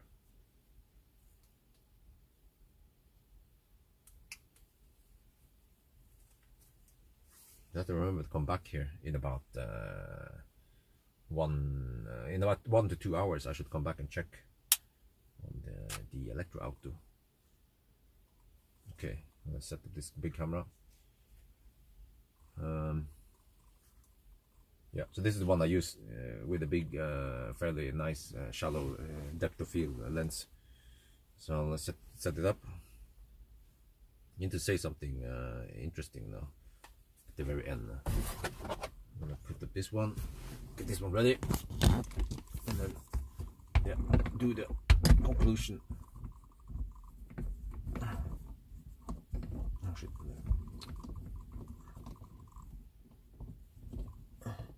No, what? Turning it the wrong way. Okay. Let's go clockwise, I suppose. Oh, the other way out. Wait, I'm totally lost now. Sorry. Where is it? No. Man, why is it so hard suddenly?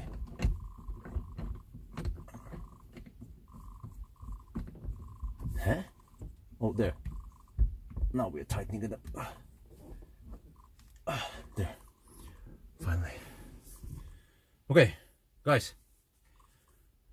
That's it. I'm gonna leave now. So, thank you guys so much for joining me. I will do the rest now and get the heck out of here and get inside the house before wifey calls me.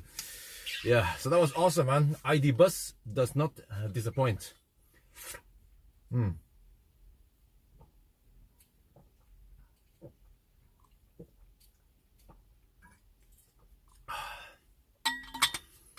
Yeah. So I will see you guys. I'm not sure yet when I will live stream next time. We'll see. Maybe I could live stream going to Göteborg and back in with the EQE on Wednesday. But it will only be a 5 hour live stream. I don't know. Maybe I should incorporate some chop on the way back. Oh yeah. Oh, I can ask wifey if she wants some chop. I do the Valla, and then we don't have to rush anything. But okay, we'll see, I guess, how we do it. Yeah, we want to have some candy now.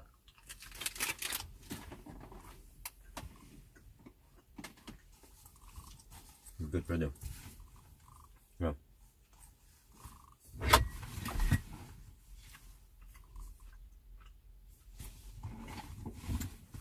I guess I'll take off this one. So, good night. Have a nice evening. Thank you so much for joining me, and we will see you next time. I'm not sure yet what's gonna happen soon, but we'll see. But guys, awesome, man. This beast, the ID beast, really. It's nice. I mean, it's not perfect, but it is actually nice. It has character, and it does scores well on many things like charging, efficiency, comfort, ride, you know. infotainment is getting better and better. So yeah, really, yeah, really good shit, man. This car, people who order the car, thumbs up, man. So I have to say something interesting now on the camera here. So I'll get ready and say something, right? Okay. So anyway, guys, that's it. I'm gonna end the live stream now. So thank you so much.